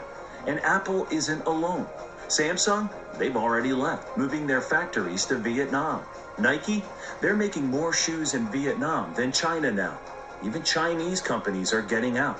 BYD, China's biggest electric car maker, is building factories in Mexico and Thailand. The numbers are staggering. In 2023 alone, foreign companies announced 378 major factory relocations out of China. Vietnam's exports to the U.S. have tripled since 2018. Mexico's manufacturing sector is growing at its fastest rate in decades. Meanwhile, China's share of global exports has dropped for the first time in 40 years. But why is this happening? Well, it's not just one thing, it's a perfect storm. First, Chinese workers aren't cheap anymore. Average factory wages have tripled in the last decade. A factory worker in Vietnam costs half as much. In India, it's even less. Remember how China got rich by being the world's low-cost manufacturer? That advantage is gone. Second, Xi's policies have scared companies away. Remember that anti-espionage law we talked about? Well, imagine trying to run a factory when checking your own production numbers might be considered spying. Companies are tired of dealing with it. Third, China's population is aging fast. The number of working-age people in China has dropped by 40 million since 2012. That's like losing the entire workforce of Spain. And it's getting worse. China's workforce is shrinking by 3 million people every year. But here's what really keeps manufacturing executives up at night: the growing tension between China and the West. Companies learned a hard lesson during COVID. Depending too much on China is risky. Now, with talk of trade wars and sanctions, they're not taking chances. Look at what happened to China's semiconductor industry. In 2022, the U.S. banned the sale of advanced chip-making equipment to China. Overnight, China's plans to dominate the semiconductor industry were set back by years. Their most advanced chips are now 3 generations behind Taiwan's. The impact on Chinese workers has been devastating. In Dongguan, once known as the world's factory, thousands of factories have closed. The city's population has dropped by 10% as workers leave to find jobs elsewhere. Similar stories are playing out across China's manufacturing belt. And this isn't just about factory jobs. It's about the entire ecosystem of businesses that grew up around manufacturing. The restaurants that fed workers, the shops that sold them goods, the apartments they rented, all of that is starting to collapse. But if you think this manufacturing exodus is bad, wait until you hear about China's demographic nightmare. Because while factories can move back someday, China's population problem is about to make poverty inevitable. And when I say inevitable, I mean it's already happening. Here's a number that should terrify Xi Jinping. For every 17 people who die in China today, only 10 babies are being born. China's population isn't just shrinking, it's... There's one simple warm water trick that anyone can use to improve eyesight almost overnight. Apparently, thousands of people are collapsing. In 2023 alone, China lost 2 million people. That's like losing the entire population of Slovenia in just 1 year. But it gets worse, much worse. By 2035, that's just 11 years from now, 1 in 3 Chinese people will be over 60. That means 400 million elderly people who need pensions, healthcare, and support. For comparison, that's more senior citizens than the entire population of the United States. But wait, you might be thinking, don't they have young people to support the elderly? Well, that's where things get really interesting. And by interesting, I mean catastrophic. Remember that one-child policy China had for decades? Well, they're paying the price now. A typical family structure in China looks like this: 2 parents, 4 grandparents, and just 1 child. They call them 4-to-1 families. That 1 child is supposed to support 6 older people. It's mathematically impossible. And those young people, they're struggling. Let me show you something fascinating. And by fascinating, I mean terrifying. This graph tells the story better than I ever could. See that sharp line going up? That's China's urban youth unemployment rate. It hit a staggering 21.3% in June 2023, and then the line just stops. Why? Because China simply stopped publishing the numbers. They claimed they needed to improve their statistical methodology. Right, more like they needed to figure out how to make terrible numbers look less terrible. Independent estimates suggest the real rate is now closer to 30%. Even after they resumed reporting with their new methodology in December 2023, they somehow claimed unemployment had magically dropped to 14.9%. But here's the thing, they changed who counts as unemployed youth. Convenient, isn't it? Take Lu Ming, a 24-year-old engineering graduate in Shanghai. He's been looking for work for 8 months. His parents spent their savings on his education, hoping he'd support them in retirement. Instead, he's delivering food on an electric scooter, making barely enough to support himself. China's pension system is already cracking under the pressure. In 2022, 14 provinces reported pension shortfalls. By 2035, China's pension system will need an extra $300 billion every year just to stay afloat. That's more than China's entire military budget. But here's where demography becomes destiny. Remember how China got rich? Cheap labor. Lots of young workers willing to work in factories for low wages. In the 1980s, 8 working-age Chinese supported each retiree. Today, it's 4. By 2035, it'll be 2. That's not an economy that can support itself, let alone compete globally. And China can't immigrate its way out of this problem. Unlike America, which can attract talented people from around the world, China's strict controls and growing xenophobia make it an unattractive destination for immigrants. Instead, China's losing its best and brightest. In 2023, applications for emigration hit record highs. The wealthy are sending their kids abroad and moving their money with them. It's a brain drain and a capital drain happening at the same time. Think this is just a future problem? Think again. Because what's happening to China's social contract right now might be the biggest sign yet that poverty isn't just coming. It's already here. See, China's government had a deal with its people. It went something like this. Give up political freedom, get economic prosperity in return. For 40 years, the deal worked. People got richer, lives got better. Everyone was happy, or at least happy enough. But now, that deal is falling apart faster than a Chinese apartment building. Remember Zhang Wei, our software engineer from earlier? His parents lived through real poverty in the 1970s. They accepted authoritarian rule because their lives kept improving. Zhang accepted it because he thought he'd do even better than his parents. Instead, he's watching his property value collapse. His tech sector job isn't secure. His savings are worth less every day as the yuan weakens. And now he's wondering, What exactly is he giving up his freedom for? He's not alone. Across China, people are asking the same question. Young people call it lying flat, giving up on the rat race because they can't win anyway. They're refusing to buy homes, have kids, or work overtime. Some are even refusing to work at all. The numbers tell the story. China's manufacturing output is shrinking. Foreign investment is fleeing. The property market is in free fall. And consumer confidence? It's hit historic lows. Marriage rates have plunged 60% in the last decade. Birth rates have collapsed. People aren't just worried about the future, they're giving up on it. And Xi Jinping knows it. That's why he's doubling down on control. More surveillance, more censorship, more nationalism. He's trying to replace the economic dream with a political one.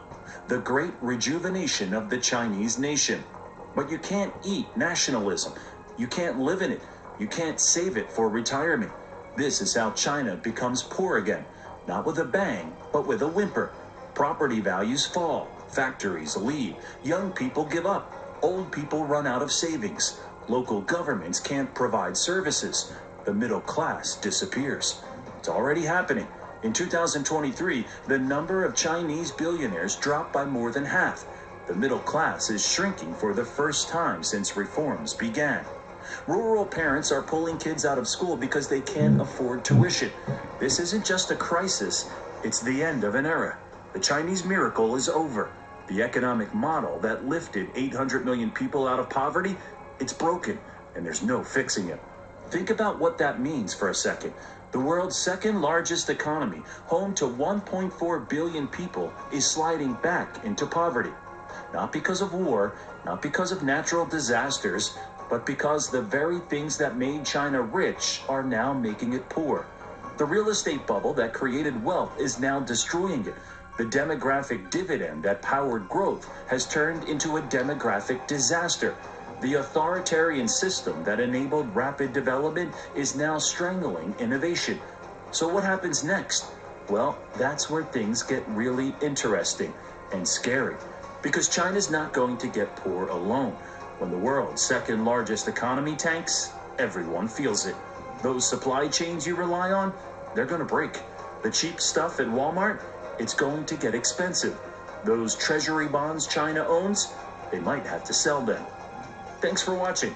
Don't forget to like and subscribe for more deep dives into the stories shaping our world.